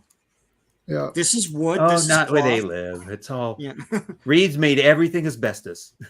No, everything is unstable. Unfortunately, they all die from mesothelioma years later, but that's okay. Well, they're tough. They just walked it off. Walk it off, man. You guys. Oh, and I like. I'm sorry, that last panel on the previous Reed's turtleneck. Well, no, what Reed's thinking, he's like, oh, it's a legal notice. We're going to let her, because they've been served a notice that the building's been sold to the Magia, and they're going to make them move out. But it's like, Reed's thinking, oh, I don't want Sue or the other girls to realize how really dangerous the Magia threat can be. Yeah. He's wearing the oh my god, he's wearing Doug or Tony's turtleneck from Time Tunnel. Yeah. Oh man, I love Time Tunnel. I think I watched it when it was, of course, first run. I loved that beautiful show when I was a kid. Yeah, I watched that and Voyage to the Bottom of the Sea. Oh, genius! I've got that downloaded. I loved, and I watched The Lost in Space a bit, but it was kind of too goofy even for me. I agree at the time. Yeah, I do have Jenny's. No, the blonde. I have her autograph though. I saw her at a convention. $10. I'm like, yeah, I'll $10. Yeah, why not? Yeah. Pierce is saying, yes, I'm pretty normal when it comes to DC, but I need action figures. Oh yeah, Hall of Justice. Oh my God, yes, the Hall of Justice is the best. James Gunn should have left Snyderverse intact and changed the tone. I don't like the Snyderverse. don't really like James Gunn, so I'm in the Phantom zone right now. I'll let you know when the movie comes out what I think of that movie when it comes out. I can't judge it at this point. There's too many things. Like, it's cool that Crypto's in it. That's kind of neat. Oh, but they might fridge them. We don't know what they're going to do with Crypto. Right. So just, everyone hold your horses. Hold on. Whoa. Why are there like 5 other characters in it? Like, we had said this before. Everything about this movie looks exactly like what they did with the other DC movies. Working ahead to other films and wasting money on them before the first movie comes out. 10 million other characters to set up other movies. Right. Overdone, but like $300 million is like hold your horses. It's like maybe $100 million or something just to start out. Anyway, just make it every 2 hours mistake they made in the past. Yeah. It sounds like too much is trying to be done in it. Yeah, it should be simpler. Like, why is Metamorpho in this? I'm a fan. I'm a comic fan, but like, I could do without him for the first Superman movie. Well, Bob Haney is happy in his wherever he may be. The Bob Haney estate. Yeah, the Bob Haney estate's like, yes, we're getting that money. That was Rob Liefeld's favorite movie, Deadpool 2. It just kept, here's your Deadpool check. Where's my Domino check? Oh shit, your Domino check. Hold on, where's my Shatterstar check? Oh shit, where's my Cable check? It's like shit. It's like, wait a minute, we owe Rob Liefeld everything. There's no profit. X-Force is mentioned, like X-Force, yep. Every time X-Force is mentioned in the script, like X-Force. X-Force, okay, paycheck, thank you. Yeah. X-Force forever, paycheck, yeah. Yeah. All right. Yeah. The Magi. I can never. I cannot. I don't understand. I never understood how to pronounce these guys as a kid, so I just never said their names. You know, when you're a kid, you don't know how to say it, so you just don't say their names. Is it Magia? What is it? Does anyone know? It should be Magia. I mean, if it's Italian, it'd be Magia, the way it's spelled, and it would, of course, it'd be pretty close to another word. But yeah, this is very. It's like, well, didn't we just see a mob story back in week? Oh, he loves the mob, and now we have a more modern mob here. Mm-hmm. You got the stereotypical restaurant, the Italian restaurant. The way it is. Oh, I told everybody not to bother you. I let them know there was a big mafia meeting in the back. A mafia meeting in the back. You did what? I'm giving you the touch of death. Oh no, I'm dead. And they've got bulletproof tuxedos now. It's like, all right. A little bit of romance. I kind of like this. Like, it feels like it's cold outside. I was reading this and it's cold over here now in Canada. I'm already in winter jacket mode. Haven't pulled out the Tom Baker scarf yet, but I've taken the Tom Baker scarf and put it in the closet ready to be used because I have the official super long one and then I have a shorter one that's actually usable. So I have one that it's a friend of mine made it, and she just used what color she had, so it doesn't look anything like it, but it's a really long Tom Baker type scarf, and she gave it to me because I went and visited her and her husband back in Boston in the winter, and it was like 40 below wind chill going to the airport, and she gave me that thing, and I had that thing wrapped around my head and all of it. It was great. It was nice and warm. It kept my face from totally freezing. It's a good, no, I mean, they're good. We're over here in Canada all the time, go out for a walk. It's as easy as, when I was a kid, I just said Thor's hammer. That's how you got around that one. Mjolnir. I couldn't say Galactus. I would say Galactus or something. Andre would be disappointed in you. Okay. Mjolnir. Anna Hillis, yeah. Yeah, Anna Hillis. Yeah. Yes, I thought it was Anna Hillis when I was Who's when that? I bought it. Yeah. I like that the kids are excited for him here, though. This always is cool because he connects with the younger audience. I think that's he's really like nice. Mr. T. He's like B.A. Baracus. He's like with the kids. Yeah. I'd hate to be the person whose car that is that he just. I know. I was unless it's Johnny's. Hopefully, it's Johnny's. Yeah, this is depending on what age you are when you read this. When you're a kid, you're like, yeah, it's the thing. And now you're like, yo, if that was my car, I'd be like, dude, like, I'm gonna sue you. Like, now my insurance is going up. Like, what is this crap? Like, it's like you get to a certain their age, insurance like, is going up. I'm suing him. Yeah, it's like Reed better have liability. Yeah. I like them walking around with their normal clothes on. It's the Magia ship, but why? Sue, dear, you've got to get the baby to Agatha Harkness where he'll be safe. Man, Agatha Harkness is like on overtime but money here. I feel like they're absentee parents. Just taking him to the governess. That's all.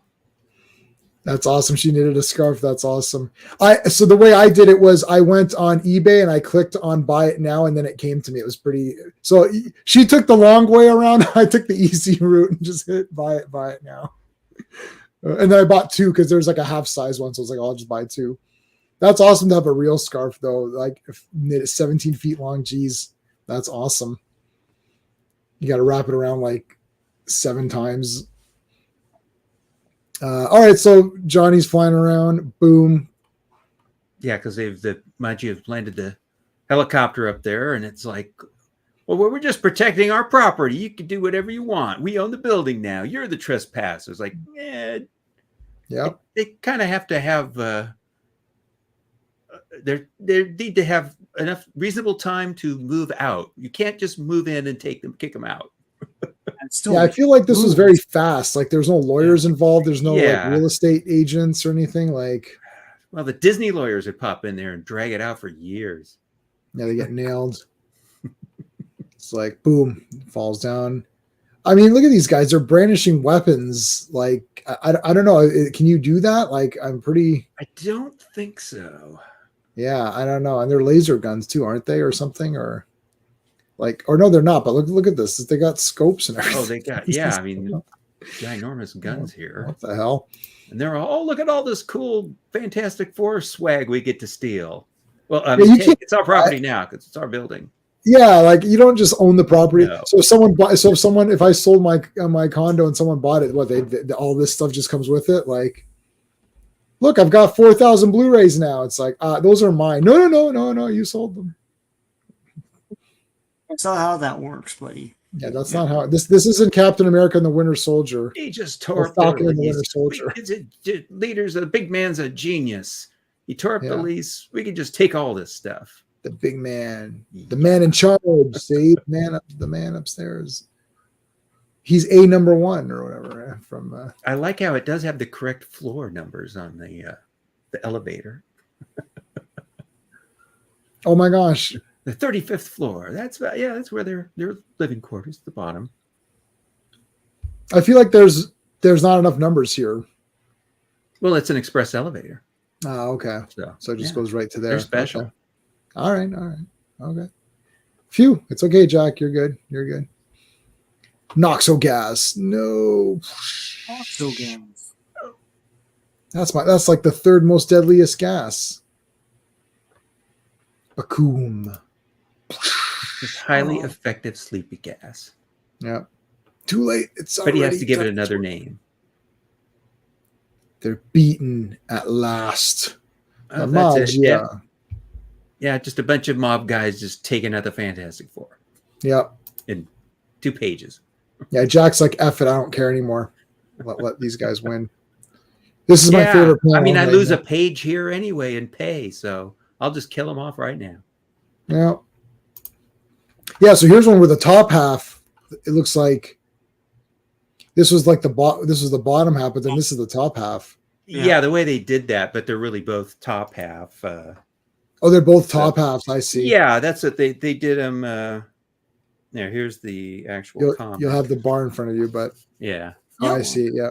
Yeah, but that's how they did them. Is that the tops of the the facing pages, and it was a center spread. You can see always in the center there, but it was always the center spread, and they'd just be on the top of the 2 pages. Cool. Those damn ads or whatever. They had to put they had to put like some sort of editorial or something to make it a magazine, right? Is that what was that the for the shipping or something? There's something weird with that. Like if they call it a magazine, you get. I thought that's what the soapbox and everything was for. Yeah, soapbox, all that stuff. Yeah, I think they had that long. It had to have text in it, they used to have the text stories way back in the beginning, but that went away. I mean, that at this point they're not. That doesn't have that. That's just the editorial stuff they had. All right, so she gets nailed here. She just blasts out of it. Reed Richards trying to open this crate. She frees Reed Richards. Yeah. Yeah. Crystal's like awesome. She does stuff, man. Yeah, she's the one that saves him here. Yeah. Hey, woke. Oh my God, this is a woke comic. The drawing woke him. Look at the crackle here. This is great. Get out of the water here. Then after a long and grueling swim, it's like they only dumped him off a dock. they didn't have to swim that far. Yeah, it's like it's right there. It's like Stan wasn't paying attention.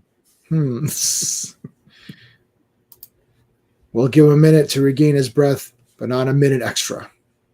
And look, it turned Johnny's hair into red. Oh my God! Redhead. He's turned into Jimmy Olsen. Maybe it's like one of those toys you put them in the water and then they change color or something. It's like, or Kirby was already thinking, what book over at DC should I be doing? How about Jimmy Olsen? I mean, Kirby drawing my favorite, like the King of Comics drawing the best character in comics. Like for me, Superman. So like, I mean, that was surreal. Except they redid his face. Yeah, I know. They redid the face. I know. Well, we talked about that. Did they redo the face in the Superpowers comics? I don't think they did. In Jimmy Olsen, they were retouching. Yeah, and Jimmy Olsen, but face. like in Superpowers, later, I don't know if they. I don't. Yeah. I know Clobby didn't like everybody there, so.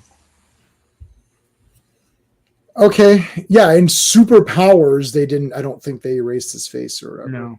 No, or changed it or whatever. Okay, so they got the Invisible Girl though. Mm-hmm. Yeah, and then he Reed had sent her to take the babies. I don't want you anywhere near this. And after they get almost drowned, all of a sudden he calls Sue in. Yeah.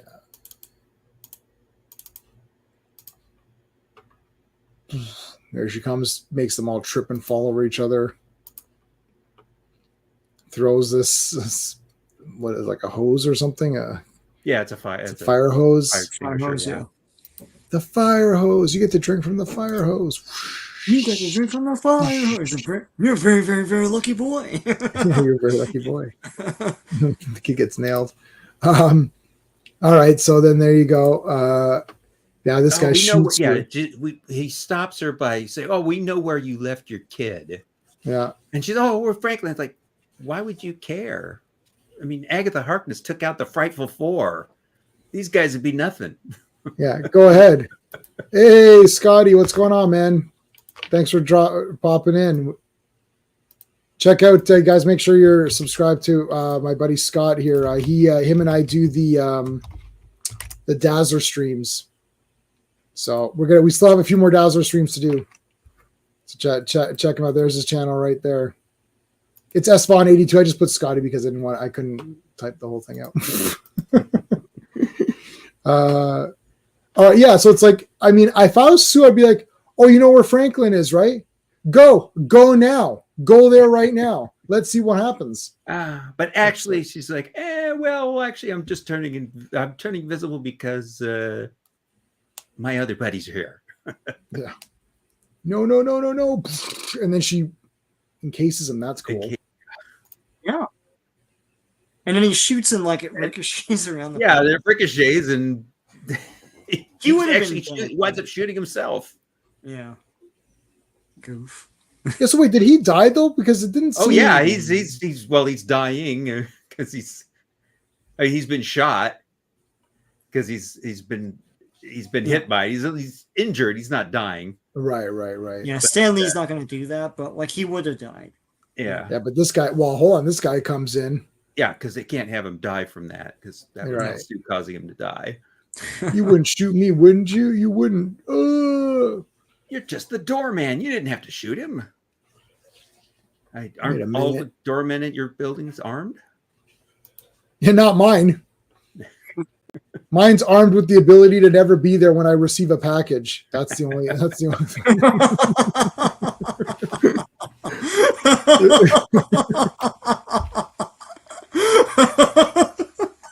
Oh God! Wow, I'm doing good tonight. I'm doing good tonight. Thanks, Mark. Man, I appreciate that. Thank you. Anyways, so wait a minute. This this doorman. There's something fishy about this guy. He's not who he says who he is. Whoosh. It is I. Yeah, it's like the top man. Top man. Yeah. I was gonna crush you all legally, but Gimlet, who's the other guy with the machine gun and all, he's the killer. Oh yeah, you're the guy who shot him. You're the one who just shot him dead. Who's the killer? They probably would have gotten away with this if they didn't jump the gun and start attacking comic book style. It's like you got him legally, evict them, and it's done. But no, you have to come in with laser guns and stuff. It's like what do you? Oh, they said that's Gimlet's fault. He's the one who jumped the gun. Yeah. Yeah, they just couldn't leave well enough alone, eh? Like they just had to come in there and start messing around. It's like they had it, like yeah. You had them and you blew it. Anyway. That's some comp land. What about they blew it as the Warriors? It's like they ran to some small clique or whatever. It's like they were wasted or whatever. It's like they got wasted. It's like Well, I like Fanty's comment there. Yeah, it's a Scooby-Doo ending. Scooby-Doo ending. I would have gotten away with it too if it weren't. It's the lighthouse keeper. Yeah. Yeah. What the heck? It's a groundskeeper or something like that. Or, Yeah, groundskeeper Kowalski. It was you. Some sort of land development scheme or something. If I just have a ghost and scare everyone away, I could take the land. Like, why don't you just buy the land? Like, what? Well, that actually, you know what? That's funny because that is their thing. They wanted the Baxter Building. Yeah, every single episode. Well, they wanted the Baxter Building so they could take all of the Fantastic Four's equipment and weapons and all that. So it is a Scooby. It actually is a Scooby-Doo. It is a Scooby-Doo story. Yeah. And Scooby-Doo was on by this time. It's the 70s, so I think it started in 69.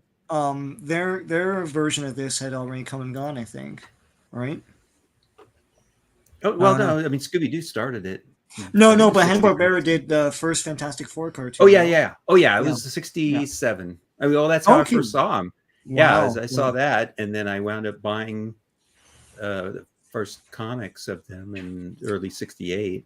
That's pretty soon after their debut. Like, Stan Lee was really pounding the pavement in getting this stuff out there, Well, and they were probably looking at it because DC had their cartoons out. They had like the New Adventures of Superman. I was watching that. I think I saw that was probably the first one. But Hanna-Barbera did several superhero related ones. But Marvel Superheroes is really early. Like, that was the year before the 66. Okay. They were doing those ones. Wow. They were limited animation, but they were fairly true to the stories. It's the stories. Kind of edited, but they were fairly close. And live action Stanley intros. Yeah, DC had the. Of course, they had Batman TV show, but then they wound up doing. They had Superman cartoons, Aquaman. Mm-hmm. I mean, Aquaman was actually kind of cool back then. Is that? I don't know if you'll be able to see. Is that it right there? Aquaman VHS tape. Yeah, it was the Filmation one. Oh, I don't know. I have the DVDs. I have the VHS. I have that VHS tape. Yeah, the VHS tape. Yeah, isn't that random? Yeah, I was just cleaning up some stuff. And those old Filmation ones, they had the they had, well, I think it was it their cartoons that had like the Flash and Green Lantern, Justice League. I mean, they had all those other ones. So yeah, they released them all on DVD. Oh yeah. So, yeah. But I was watching all of those when I was a little kid, and but they didn't. And I was buying DC Comics first, but I would get random ones here and there, and they just weren't grabbing me like they should. But when I got the Fantastic Four, and I'm sure it had something to do with the artwork in it. I mean, I was that's the one I started buying every month, and part of it was also the cartoon, though, because I could follow the stories. They were reprinting stories that they had done in the cartoon at that time in the reprint comic. That the first appearance of It's Clobberin Time, which is Fantastic Four 22, was being reprinted in Marvel Collector's Item Classics, and that's what I bought. That the kid told me about. Oh yeah, that story's in. They're printing that right now, and I got it. Like I knew the whole story, even though I couldn't read at that time. And I mean, that just kept me going on those. So what were these 15 cents at the time? And this is the final issue, but this is not really issue 102. What issue? Why was there something weird with the? Well, that's when I'm bringing this guy back in. Oh, right. Issue 108 is it's actually credited. If they see the credits, it's actually credited to be by Stan Lee and Jack Kirby, and then there's a extra work by John Buscema and John Romita. Right. And what they did is there was a Kirby submitted in the issue 102, and it was this artwork here. But when Stan looked at it, because Kirby was just doing the whole issue and just submitting it, and Kirby and Lee would just put the dialogue in. But when he got it, according to the Jack Kirby Collector, the story about it in there, I think he just determined he felt he couldn't dialogue it. It was undialogable. Why? So he basically rejected it. Wow. That's crazy. He just didn't feel like he could dialogue it in a good way. So he just rejected that issue. So that was supposed to be issue 102. So that just kind of sat there. And this is what Kirby submitted, should have been 103, but it became 102 instead. Now they later, that the time when they were doing this issue, this is Fantastic Four 108, they took the artwork from that, which you saw, and kind of chopped up what Kirby had submitted, and put a bunch of other artwork around it by Buscema and Romita to kind of merge it together into this other story. And so this is why it's sort of like the lost issue. Right. I mean, that's not really the story. It's been chopped up.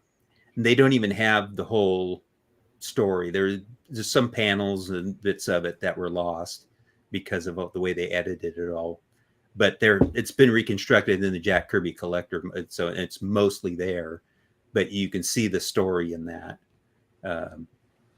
But the other thing is, when this 108 came out, it was right around the same time that New Gods #1 was coming out. Oh, okay. And Mr. Miracle #1. It was all around that time. So it's like, oh, Kirby's still here. Right. I mean, right. the timing of it's very of when they did that. So that's kind of, that was the issue that should have been 102. So this should have been a 103 issue run. Yeah, see, like Clobby didn't want it. Yeah, didn't want us to cover it. Yeah, I'm kind of like with Clobby. It's not really a Kirby issue. I mean, they've taken some artwork of his and put it in there, but the story is not really Kirby. He didn't like what they did to them. They chopped up his story. It's not all there. It's not the story he submitted. They just kind of used it and put some framing around it to do another story with the character. But it's weird they did that when the DC stuff was coming out. Because that stuff was hyped up by DC. It's like, we've got him, we got the guy, and they're like, oh yeah? Here's the, Right, the timing is kind of, why is this happen to come out right at that time? Why are they using this character that, no, I would assume Kirby got paid for this because they still used his artwork. So he should have gotten paid for the the pages they did publish, but still Kirby, it was sort of odd timing. Yeah, Kirby got him back with Funky Flashman. So yeah. And then, of course, as mentioned at the beginning, you'll notice that this cover is not Kirby artwork. Yes. No, it's John Romita's artwork. Right. So he submitted the story, but he did not do the cover art for it. He basically sent the story in and went, I'm out of here. It is cool. It's a cool cover, and I don't know. I mean, I'm not taking anything away from John Romita, but like a lot of the detailing looks kind of Kirby-ish. I don't know if he was told to do a Kirby-ish monitor.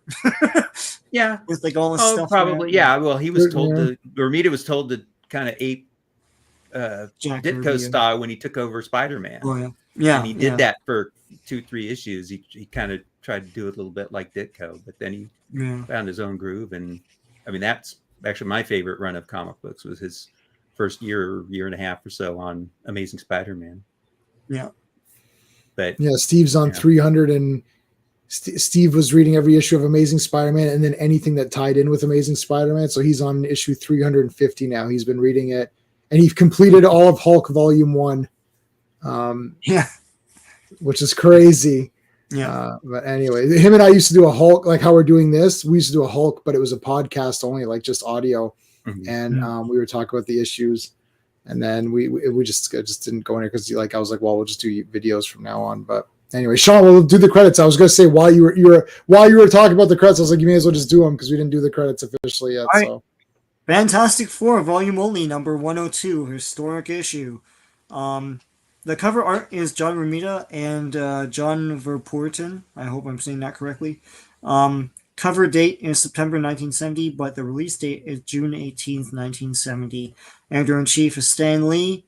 Penciled and plotted by the great Jack Kirby. Inked by Joe Sinnott, lettered by Artie Simek, and edited in word balloons, and a very confused Stan Lee, apparently. Stan Lee. Yeah. And yet another thing in a goofy situation. Yeah, somehow he has the flu, even though he's made out of rock, and I don't know. Yeah. He won't take his medicine.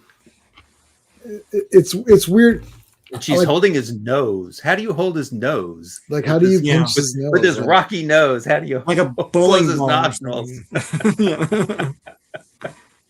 Yeah, it's weird. Like, I love the Thing. He is one of my favorite characters, mostly because of Marvel 2-in-1, which I have a lot of those, and I read a lot of those. Terrific I haven't read comic, I never read Fantastic Four, but I read 2-in-1. And I liked that one a lot. And I just thought, that Thing was like, awesome. But then it's weird. It's like, as a kid, you'd be like, oh yeah, he's the best. Because he's like kind of like a kid. But then, you're reading it and you're like, well, this is kind of weird. Like, why is it like this? Like this, he's a grown man. Like, take your medicine, like, or whatever, any of these goofy things, but it is what it is. Yeah.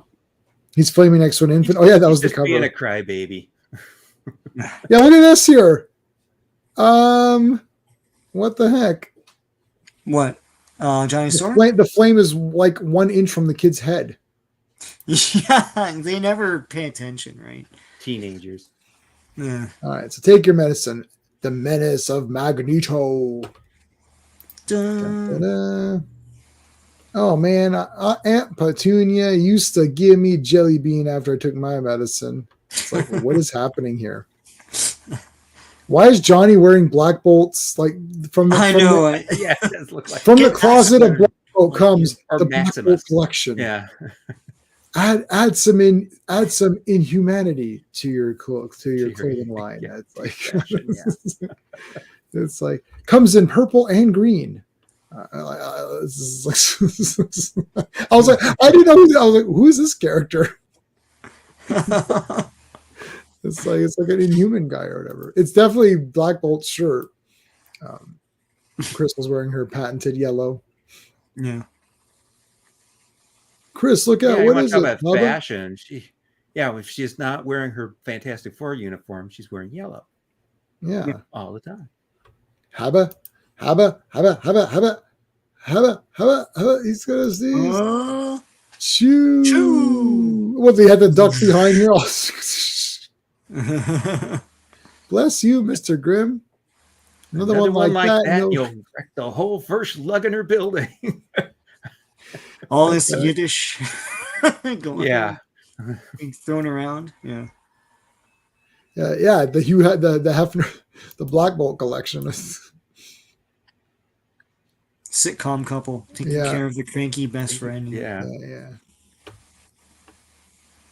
And I always used to see First Luggener in like Mad Magazine. Yeah, it's never used now. It's this is a very it's very dated reference, but yeah. What's all the commotion in here in my purple pants? I'm wearing the Hulk collection. Johnny, I notice you're wearing the Black Bolt collection. Oh, Reed, I notice you're wearing the Incredible Hulk collection. Why, I am. And the thing is wearing the Hugh Hefner collection because he used to walk around in a bathrobe all the time. Yeah. Yeah, the Hugh Hefner collection. And Crystal's she's the only one with her own fashion sense. She's like, I'm just gonna do my own thing. She's her own designer, yes. Yeah. I don't need to go along with you losers. All right, well, look at this awesome guy. I know. I'm a throwaway character, but I look awesome. I had action figure aspirations, but unfortunately, I'm a one-panel wonder. It's like, Captain, you look too cool to continue on in this comic. It is easier to draw me because I'm naked. It's all right. Yeah, only my shorts require any inking work. No. Smoke. And they're supposed to be in Antarctica. The Savage Land, right? And he goes, yeah, it's the Savage Land, yeah. Yeah. And it mentions it, I think, a little later, but this is the aftermath. The last time you saw Magneto, who's laying there, was in X-Men 63, I think it is. They say it. In the Savage Land, yeah. Yeah. There's Imperious Rex. But yeah. This is great. I want to see Namor in the South. I was like, okay, you know what? Forget about Thing and his cold. I want to see friggin' Namor beating the crap out of monsters in the Savage Land. This is like he gives a command to a pterodactyl. And he's like, "You better listen." And then the pterodactyl goes. Pterodactyl's like, "Shit, man! I better watch your ass here, buddy." Prince of the Blood must ever be obeyed. Yeah. Even by mindless animals that can't talk. Yeah, I agree. Yeah. It's like, their primitive intellects don't understand commands. Now, did you say you're going to do the old original X-Men, right? Is one of the things you're going to be doing? I don't know if we're going to do X-Men. It's like that's really massive. So I think we're we do the original run before they got canceled, but yeah. Mm-hmm. But the X-Men that I care about is the giant size and on is where I. Right. Okay, well, because the original ones, I was looking at when I was reading this, I was reminded, well, Namor kind of when he gets Magneto here, he's like almost acting like they barely know each other. It's like they sort of teamed up in the original X-Men issue number 6, and okay, he kind of kind of turned on Namor at the time and was like, wait a minute, shouldn't Namor remember that? Go, yeah, I didn't trust this guy. I've dealt with him before. Yeah, so Namor sees he's alive at that distance. Of course, Namor has perfect vision. Back to Thing here, where he like gets a present dropped into his hand here. It's a little box. It's just a new bottle of cough medicine. Like, what is happening? and then right after this, it's like the new gods are introduced. So it's like, wait a minute, what the hell's going on here? Anyway, I love how like this thing is busted up here. Hey, what's that? Building goes right after him, and it's like, look, it's too big for me to move or for me to melt or use my Kirby crackle on it. Yeah, crackle it up. I can lead it to the river. There's Incredible Hulk, Hugh Hefner. Sue's got her Daredevil outfit. Reed's inventing a new feeding formula for Franklin. This will grow hair on his chest or something. No. Here's all this magnet stuff flying around. What's going on? Here's all this metal objects flying everywhere. Well, it's Magneto. In a different costume. I've never seen this one before. I guess this is what he was wearing in X-Men, or yeah, he kind of. I mean, it just kind of has that collar thing in this part, but he's like the helmet and all that. That's his original look was that helmet and the red and the cape, but the neck piece is a bit bigger here. Yeah, I feel like it would hit his neck, like you wouldn't, like it would get caught.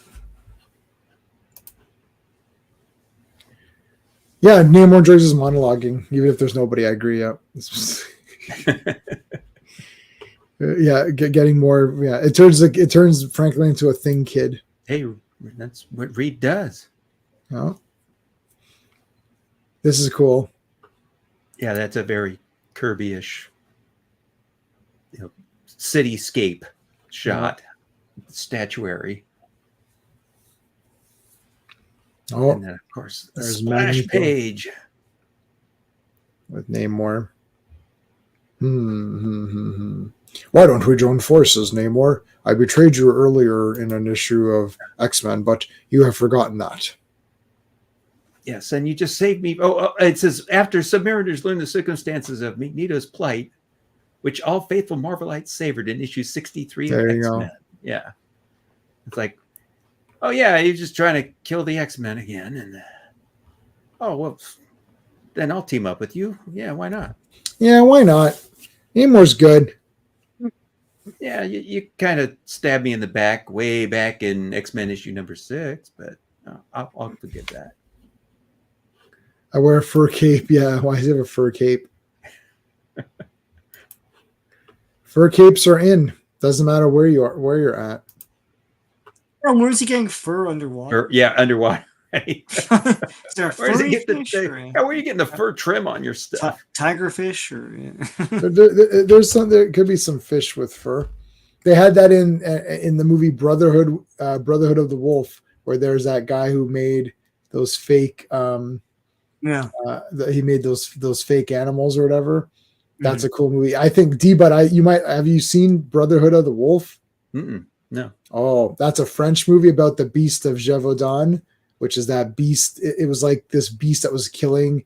It was literally attacking like women and children. And this is a true story. It was like literally attacking women and children, and like it knew to avoid men with weapons and stuff. It was pretty cool. And then they it never really caught the thing in real life, but they made a movie on it, and it's got Mark Dacascos in it, and he's awesome. And it's like this native guy and this Frenchman, they're brothers of the wolf because like they had this pact or whatever, and they're brought in to like take the creature down. And It's like this like shit. It's awesome. I just got the 4K whatever there's edition. Kung Fu involved, and there's Kung Fu. Yeah, it's pretty awesome. I saw it in the theater. Were you with me, Sean, in that one for the theater? No, we saw it, and like I think the biggest revelation was at one point Jodie Foster turns up speaking fluent French, and the whole audience gasped. It's like, yeah, no, she knows French too. So. No, I don't think Jodie. No, she's not in that. Is that not the movie? That's gotta be the movie, because like what other French movie were we watching? Well, there's Amelie. It's a cameo. No. She's in like old attire and stuff. I'll look and see if that's her because I just watched it recently. But yeah, what's her name? Monica Bellucci's in it, and she's like this. She has like this awesome fan with spikes on it, and then the one guy has a weapon that's a sword. It's a bone sword, but then he flicks it and it becomes like a chain bone weapon and whips that around. It's a pretty awesome movie. It's a period movie. It's like watch the trailer whenever you have time. Watch Brotherhood of the Wolf. I have the soundtrack. I got the 3-disc version of the DVD. Then I got the Blu-ray. Then I got the 4K. Like we both have that big 3-disc thing. I don't even think it was sold in the States. I'm not sure, but yeah. A lot of baby firsties. Yeah, that's it. Yeah. Oh, in that movie, they're looking for the beast and they find a fish with fur on it. But the guy says this thing is fake. So it's like this guy debunks these things. So they're like, oh, this beast is just a beast. We can take it down or whatever. Right? Anyway. Well, that was a lot. That was Brotherhood Wolf is awesome. That's the. But Phantom Spider solved the issue of. He solved it. Yeah. Lining, though, yes. Yeah. Hey, it's not a pupus. That's right. Hey, after we finished last week's stream, I watched Creature from the Black Lagoon. My wife and I watched it the next day. So now we're going to watch part 2 this weekend. Return of the Creature. Oh, yeah. I've seen them all a bunch of times, but she hasn't seen them. So right. Oh, okay. Yeah, that'll go with the book we did last week. Yeah. Yeah. Exactly. Creature 2 and Jaws 3 are a great double bill. Oh my god! Because it's like a marine land type place where the yeah. All right, so they're attacked by some metal stuff because it's Magneto. Magneto's doing more, messing with the apparatus. And Reed set up he's found that these magnetic forces are coming from Atlantis, where Namor's at, and the things go, I'll Moida the bum. Yeah, I'm Moida him. But Reed's go, I've set up a concussion missile to shoot after them if they do it again. And of course it's happening again here.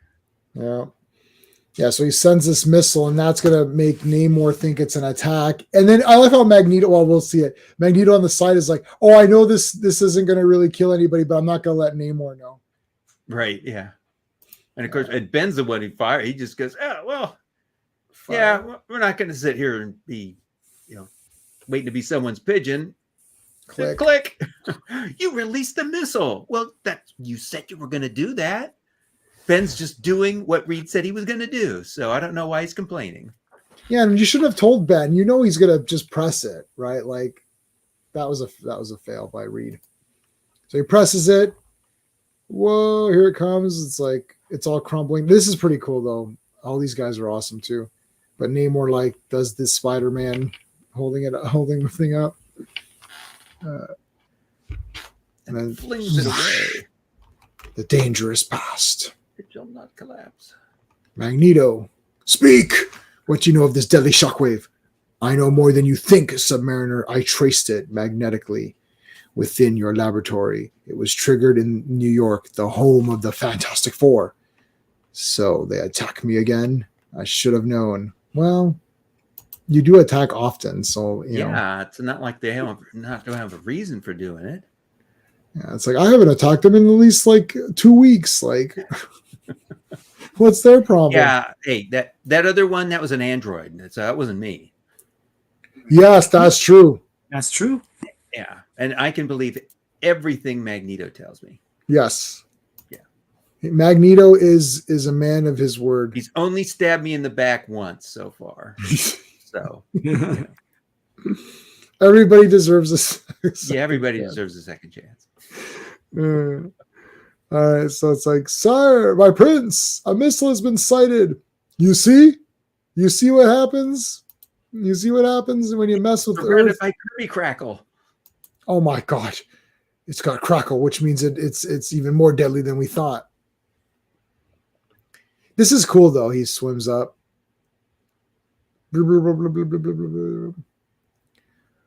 Just and he does like Sean was saying last week with the underwater stuff. It looks like it's underwater. Yeah, I like the underwater stuff. Got the bubbles and all that. Yeah, it works. Yeah, it had a message. Namor, we've named the baby. Reed wanted to gloat and have a picture. Reed wanted to shove it in your face. Your Muslim uncle, thank you so much. Hey. Yes, great Kirby goodness. Yep. I like these, like here's everybody like, oh, I must continue goading him, make him feel he fights a noble crusade to save his people. So long as men feel the end can justify the means, so long as they seek to justify battle and carnage and endless killing, so long will Magneto still have a chance to destroy the human race. Okay. Well. And look at the cool coloring on my face. My face is yellow. This is cool. Send in the friggin' troops, man. Bum, bum, bum. Here they all come. Each one of these guys is great. Oh yeah. And they're all, their armor's different, all of them.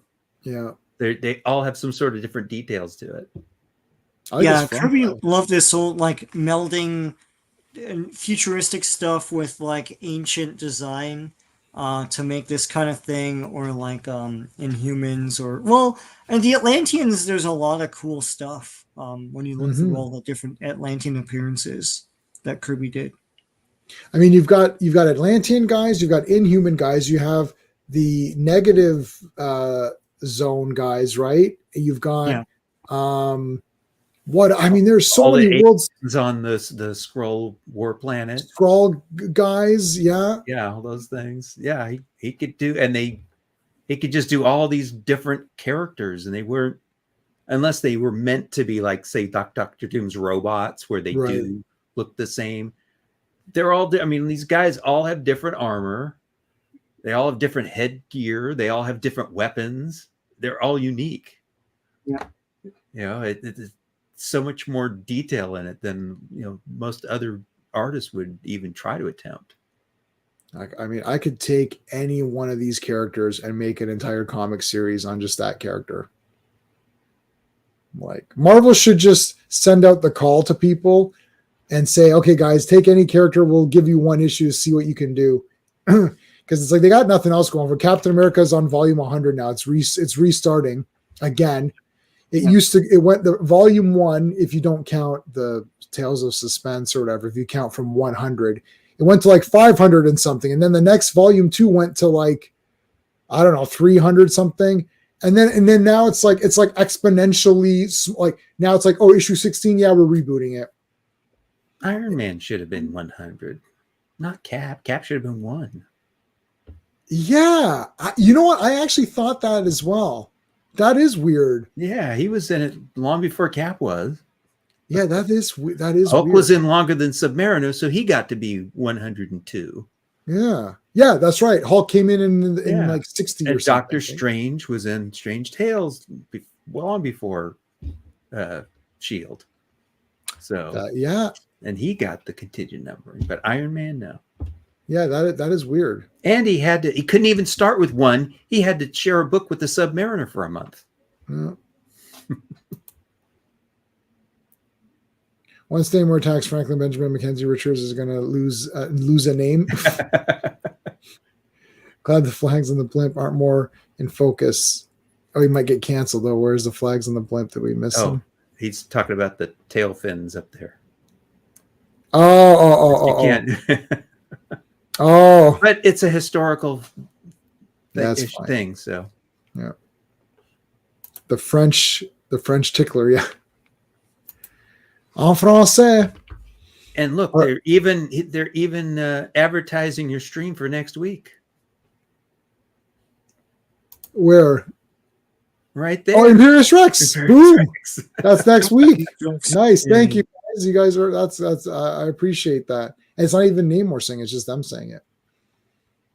And he's saying, don't ever say that thing. That's what I'm supposed to say, The Submariner alone should lead the attack. Yeah, it's like Namor's still in charge here, buddy. Magneto, you're here, but I'm still gonna beat, I'm still the man. I'm gonna crush the human race. Sucker. Oh, I mean, yeah, you do that, Namor. So I made a crummy mistake. It ain't the end of the world, is it? I wish I could answer that, Ben. What mistake? He did exactly what Reed said he was going to do. Yeah, you said you're going to shoot it, and I did.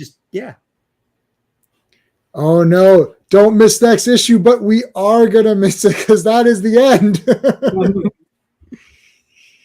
Oh my goodness. Let's take a quick look at 108 though, since we were kind of on here. We won't review the thing, but we'll just flip through it really quickly. Yeah, and then John Romita does the next couple of issues to finish off that particular storyline. And then after that, John Buscema took over the artwork. You want to see 103 just as a quick... I'm going to read this on my own to finish this up, but you can take a little bit. Yeah. Looks pretty action-y. Well, this will be all action now because this is the fight. Yeah, and even Dick Nixon. Oh my goodness. Yeah. Nixon.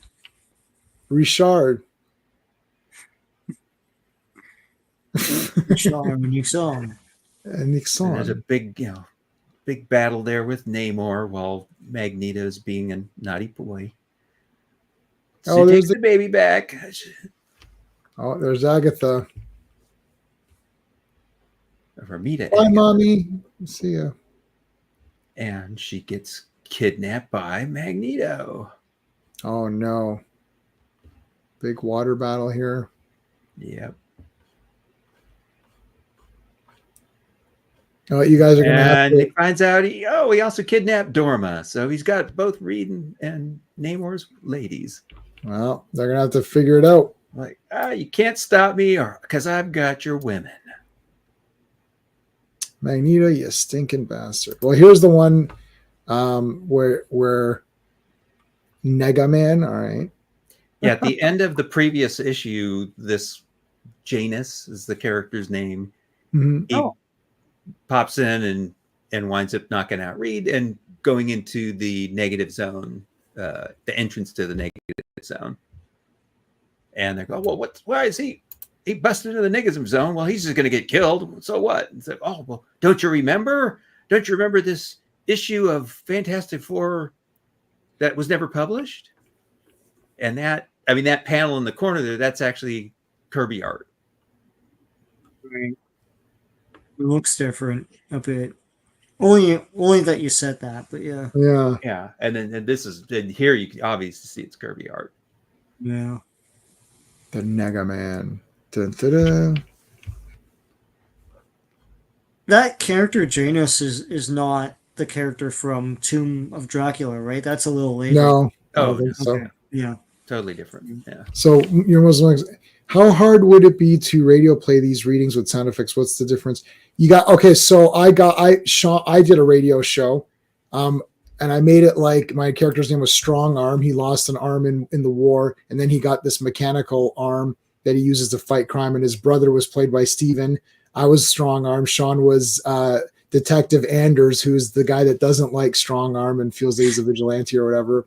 And I've got 5 episodes. They were on YouTube for the longest time. I did it like a radio show, like The Shadow or Blue Beetle or any of those old Superman radio shows with sound effects. And it took me so long to edit because each one of our voices, we were not in the same room together.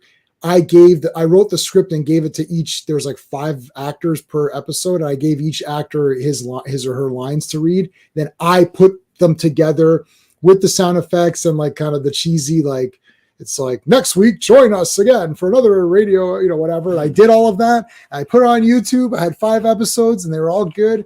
And then I put them up again and I got copyright slammed immediately, even though I used noise effects from a free site that says you're allowed to use it, which you have to just say it was Ben's sound. I actually They got you for the sound effects? Yes. Wow.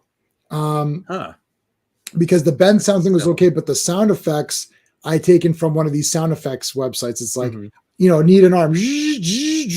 Like, get it from a copyright free one. It should be. Yeah, I thought it was okay. So, and then I was like, you know what? Forget it. No one's going to listen to these. But the radio shows are actually pretty awesome. But all that work you put into it.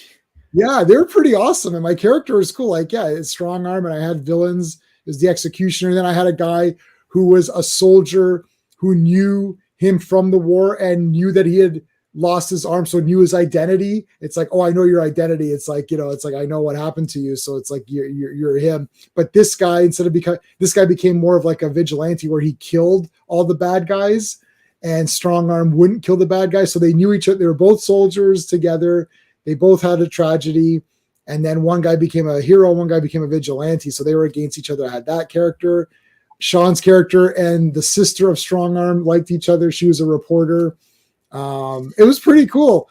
And my friend who passed away, one of the last things he did was record. His name was I called him Dr. Pretorius, based on the Bride of Frankenstein Pretorius. So he was Dr. Pretorius, who made a character called Warhead. And Warhead was this android that his head would become different weapons and stuff. So I had that character. I developed a lot of stuff for this. I still have it all. It's like Peacemaker's helmets. Yeah. That was before Peacemaker's helmets. I don't think they could do that before, bastards. They stole my thing. And then I made a Warhead character. I have a lot of characters that I did, and they're really neat. Yeah. You heard those? Did you hear those classics? So you must have heard those way before they got taken down. It was before I got monetized. I had to take them down. And what was it? The War, which is called The War. Yeah, it's just The War. I never specified anything. I didn't want to. You can't. You won't be able to check them out. I don't know how I'll be able to. Maybe I can put them on my other channel or something. But yeah, like they're pretty cool. Strong Arm. And it was, Sean was the detective, and you didn't like Strong Arm, and you'd be like, I don't trust. But it's like, listen, detective, you have to work with me, and like a Boston Blackie type of thing. Those are awesome. But it's fun. They made radio shows for Fantastic Four back in the 70s, I think it was for NPR or something like that. But Bill Murray was Johnny Storm, before anyone knew who he was. Yeah, I can remember that. Yeah. And it's unmistakable when you hear it. It's like, oh gosh, there's Bill Murray. To me, like their voices are all the voices from the 67 Hanna-Barbera cartoon. I mean, that's always going to be their voices for me. So Paul Frees is the thing. Yeah. Well, I can show you guys this. I loaded this up. This was the Carolyn Monroe. Yeah. So she wrote a whole bunch here, and then this thank you card is all filled with stuff. And then she did this on the envelope too. So this is all like, yeah. So this all combined was like $50. I mean, that's nothing really, considering for all of that. Yeah, that's great.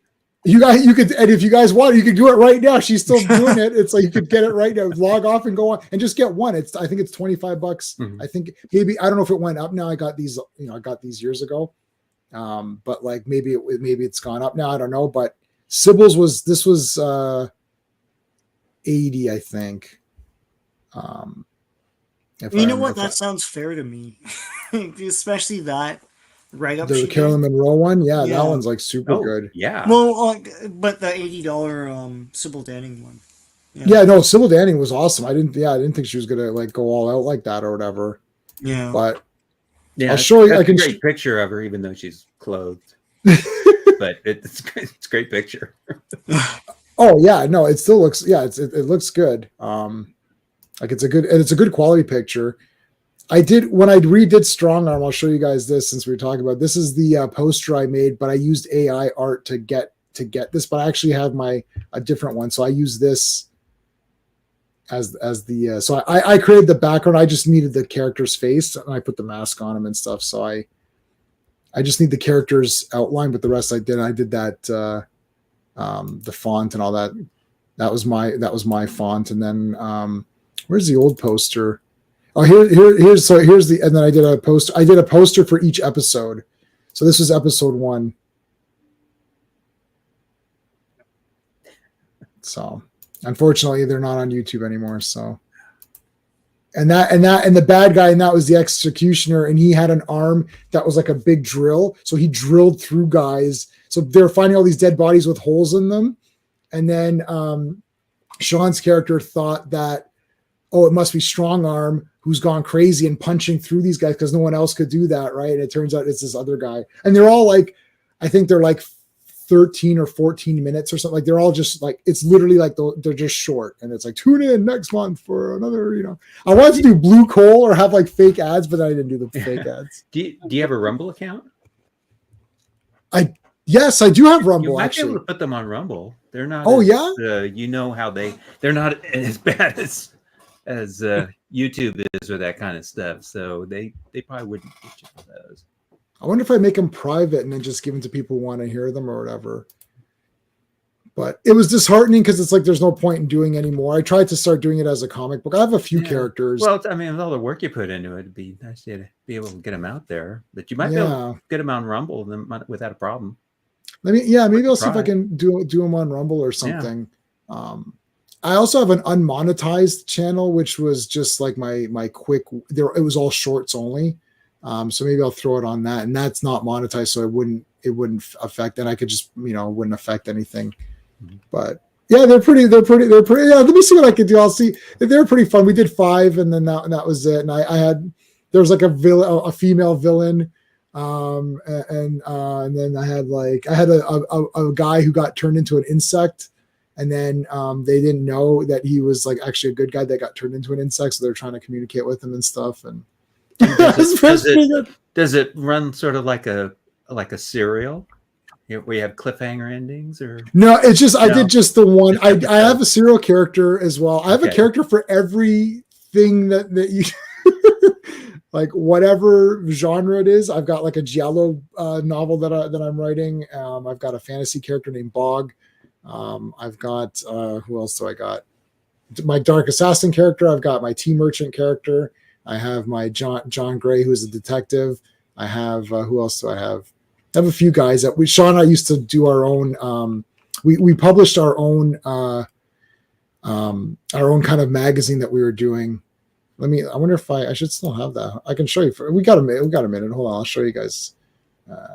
Hold on. Let me, where would that be? That would be under here. Let me see if I have pictures that I can actually show you.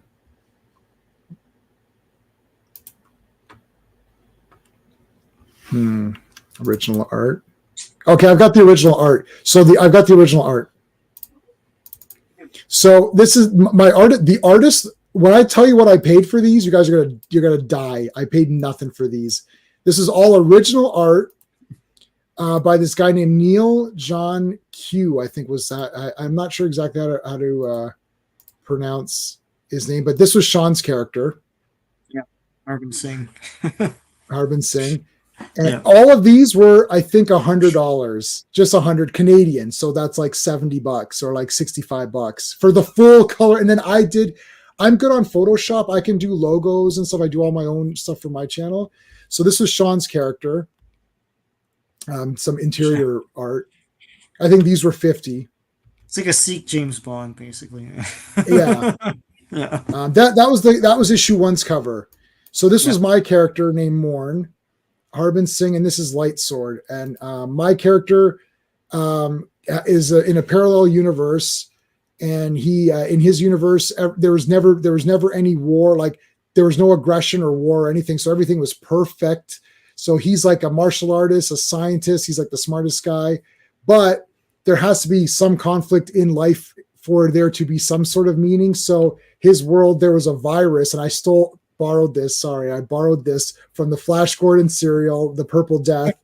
But there's a purple death plague, which turns everybody's skin purple. And then the next phase is you start to lose your limbs, like your arms will just like disintegrate.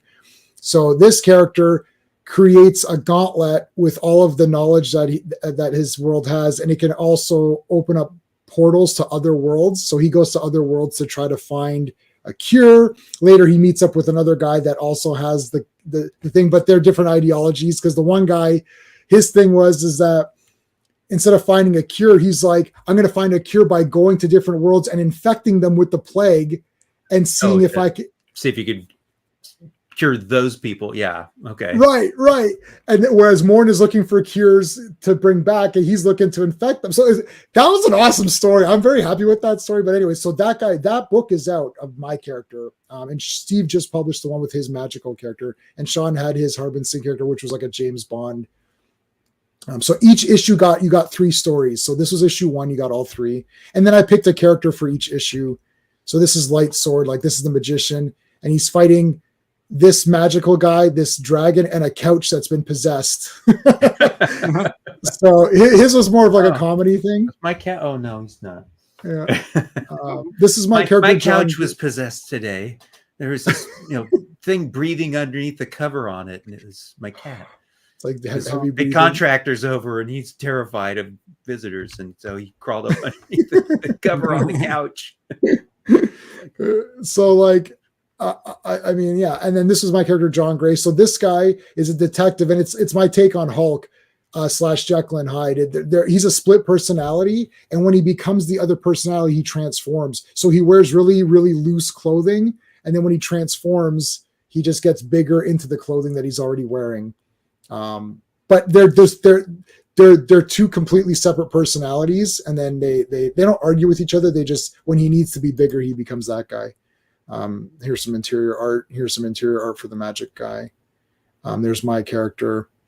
That in this story, my character goes through a portal and ends up in a prison cell with a guy on death row. So it's like, that's one story. This was the cover. This is the cover to my book. Except I cropped out this guy, just used Morn. So that's Morn. This is Neptune. So this is the other purple skinned guy who's the bad guy. Infecting other people. Yeah. Yeah. Who's infecting other people. Mm-hmm. There's another one here. I think that's it. Yeah, that's it. I should have, there should be more.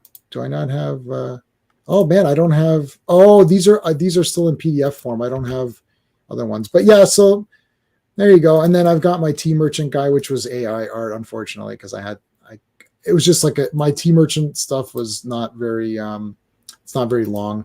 So my books, my character Morn, and my Tea Merchant character, and my Antler Asylum book, and my Paranoia short story are all on Amazon, and the link should be in the description if anybody wants any of that crap.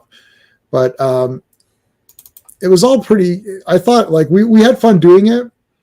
And then we did sell, I think, I don't know how many issues we had. But it was pretty good. It was pretty fun going through doing all that. And then, I don't know, Sean's working on his Harbin Sing, whenever he never has a time, man. God, man. Yeah. Yeah. Was there, I missed some of the chat here. It sounds great. Okay, like the radio. Okay, like, yeah, so you've seen those. The Green Machine. I'd like to hear them. Okay, let me see what I can do.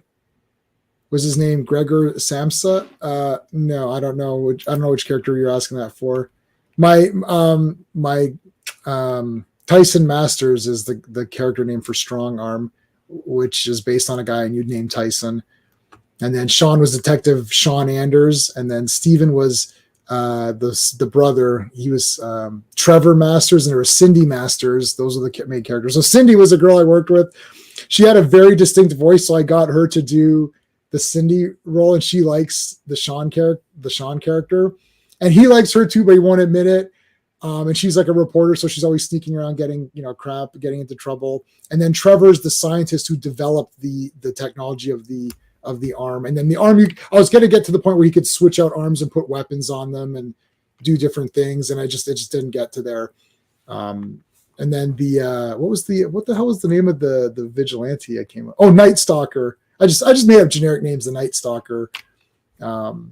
So he was unarmed. Yeah, he was unarmed. That's right.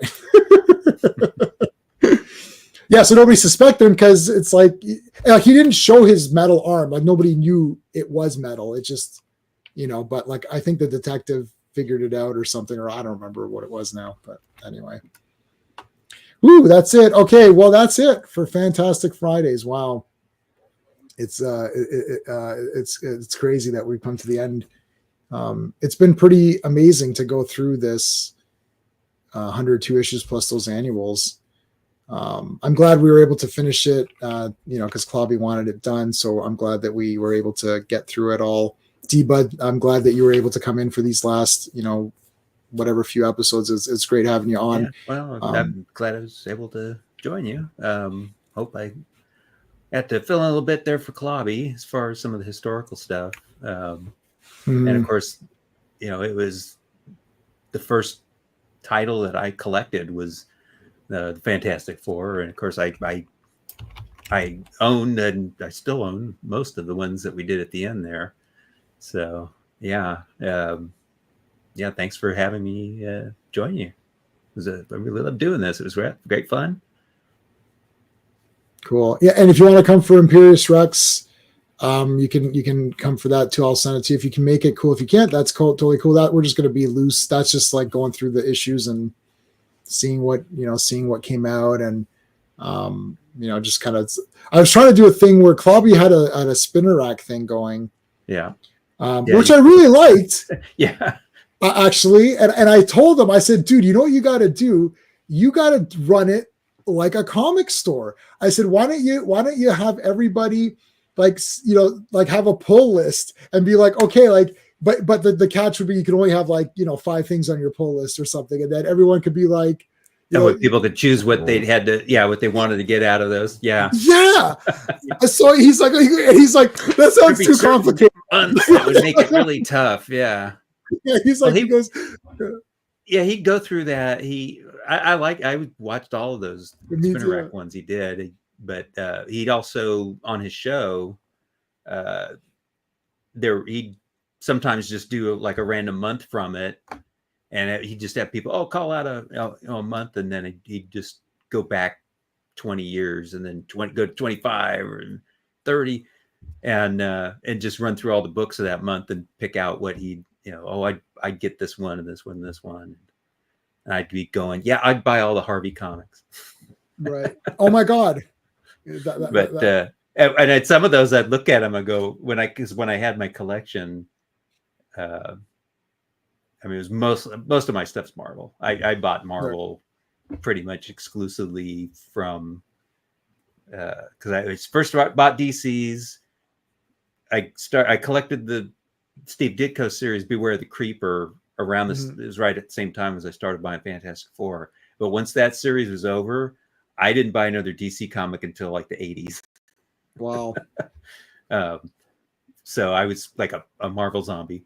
Right. Yes. Well, when I collected, my collection, I built it mostly through the late 70s, and I had so much stuff. There were some months when he was doing that, I go, oh my God, I had every single Marvel comic from this particular month. Right. When you get into the 60s, because they weren't doing that many. They had that distribution contract with DC that limited to the number of titles they could do.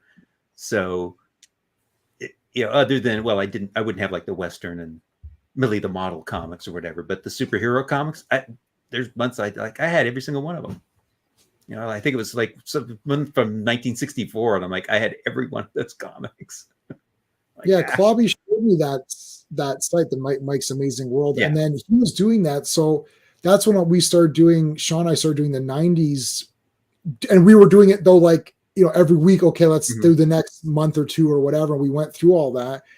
And then that's when Clobby was like, oh, I love, that you're doing it all the time. He's like, I'd love to do an older one. I said, well, we could just do it. Let's just do it. Like the 90s one, we could just stop. Like, it wasn't like people were like, oh man, you stopped the 90s one. What happened? Right. Like they didn't care. So I said, let's just start from wherever you want to start. And obviously that, that didn't happen. So I thought that would be, to me, in my mind, that's the best way to keep it going, because he loved doing that. He loved just, and instead of doing it randomly, like, let's just meticulously go through every damn thing. Like, we'll just keep going until we don't do it anymore, I guess. But you can do today. You could do it. Yeah, I don't know. I mean, we'll do it up. A while. Yeah, like I would still do up to the 90s because I like the 90s. See, Clobby, he didn't want it. He actually joined us on the 90s one sometimes. It's like, I don't even care about these comics. He just joined just because he liked that format. I was like, well, let's just do the one you like. I don't care. Like, I like everything. He still knew a lot. And I looked at some of those because I had my stores until January of 96 is when I got out of it. Okay. I was in the stores from, I think it was August of 86. Because I started working in the stores that I'd been going to. I started working there because I'd quit a job I hated. Mm-hmm. And I'm like, I don't know what I want to do right now. I just do this for a couple of years or at the most, and wound up being almost 10. And I bought into it after a few years. But so like that late 80s period, I really loved that. I mean, there was so much stuff that was coming out. It was really exciting seeing what was coming out. All sorts of changes. It was right when Crisis had ended, and they'd started with the Byrne Superman. Yeah. And Batman Year One came out. Wonder Woman, by Perez came out. All that stuff was coming out that time. So it was a lot of stuff going on at DC, and Marvel was doing their anniversary stuff. The new universe had just came out, such as it was. And there were just so many independents though that were coming out that were really, well done books. Like almost all the stuff from First Comics was really good. Pacific Comics. I mean, there was a lot of junk too, but there were some gems in those as well. It was such a fun time. But it got into the 90s. I wasn't liking what they were doing with a lot of the books because I'm an old man like Clobby. And they were kind of getting away from what I read, what I like to read. Because I'm like, I started reading these comic books when I was 6. And I enjoyed them as a 6-year-old. Mm-hmm. And I still enjoyed them, at the time I was, 20s and 30s. And I still enjoy them now. I mean, here I'm 62 years old. I still love reading these old Fantastic Fours. They're great stories and great art and all that. And I've enjoyed these for all these years. And I think that the best comics were the ones that could appeal to everybody. Mm-hmm. I'd like to be able to have, I used to have young kids buying comics, and as they got more expensive, of course, that they just started dropping off. And where I used to have tons of middle school kids, and they wound up just stopping because it got too expensive, and they went into other hobbies, and that wasn't great because it, that I needed that feed of new readers coming in, and it just wasn't really happening. So. And a lot of the 90s stuff to me, it was more aimed towards adult readers, not necessarily adult content, but it was just more mature stuff that I couldn't see a young, at 8 or to 13-year-old being as interested in it. Right. And I think they were just focusing more towards the more adult reader. And, I liked it better when it was enjoyable to all those ages. That would be, it'd have a bigger pool of people that would buy it and read it.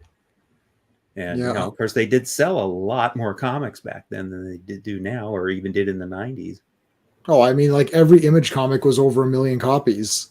Like, I mean, like those first 20 Image, it's like, that's crazy. Well, God, that X-Men, the new series X-Men. 8 million. That came out in the 90s. Yeah, 8 million copies. Of course, they cheated a little bit with 5 different covers. Yeah, and you had to put them together to get the picture. I think still.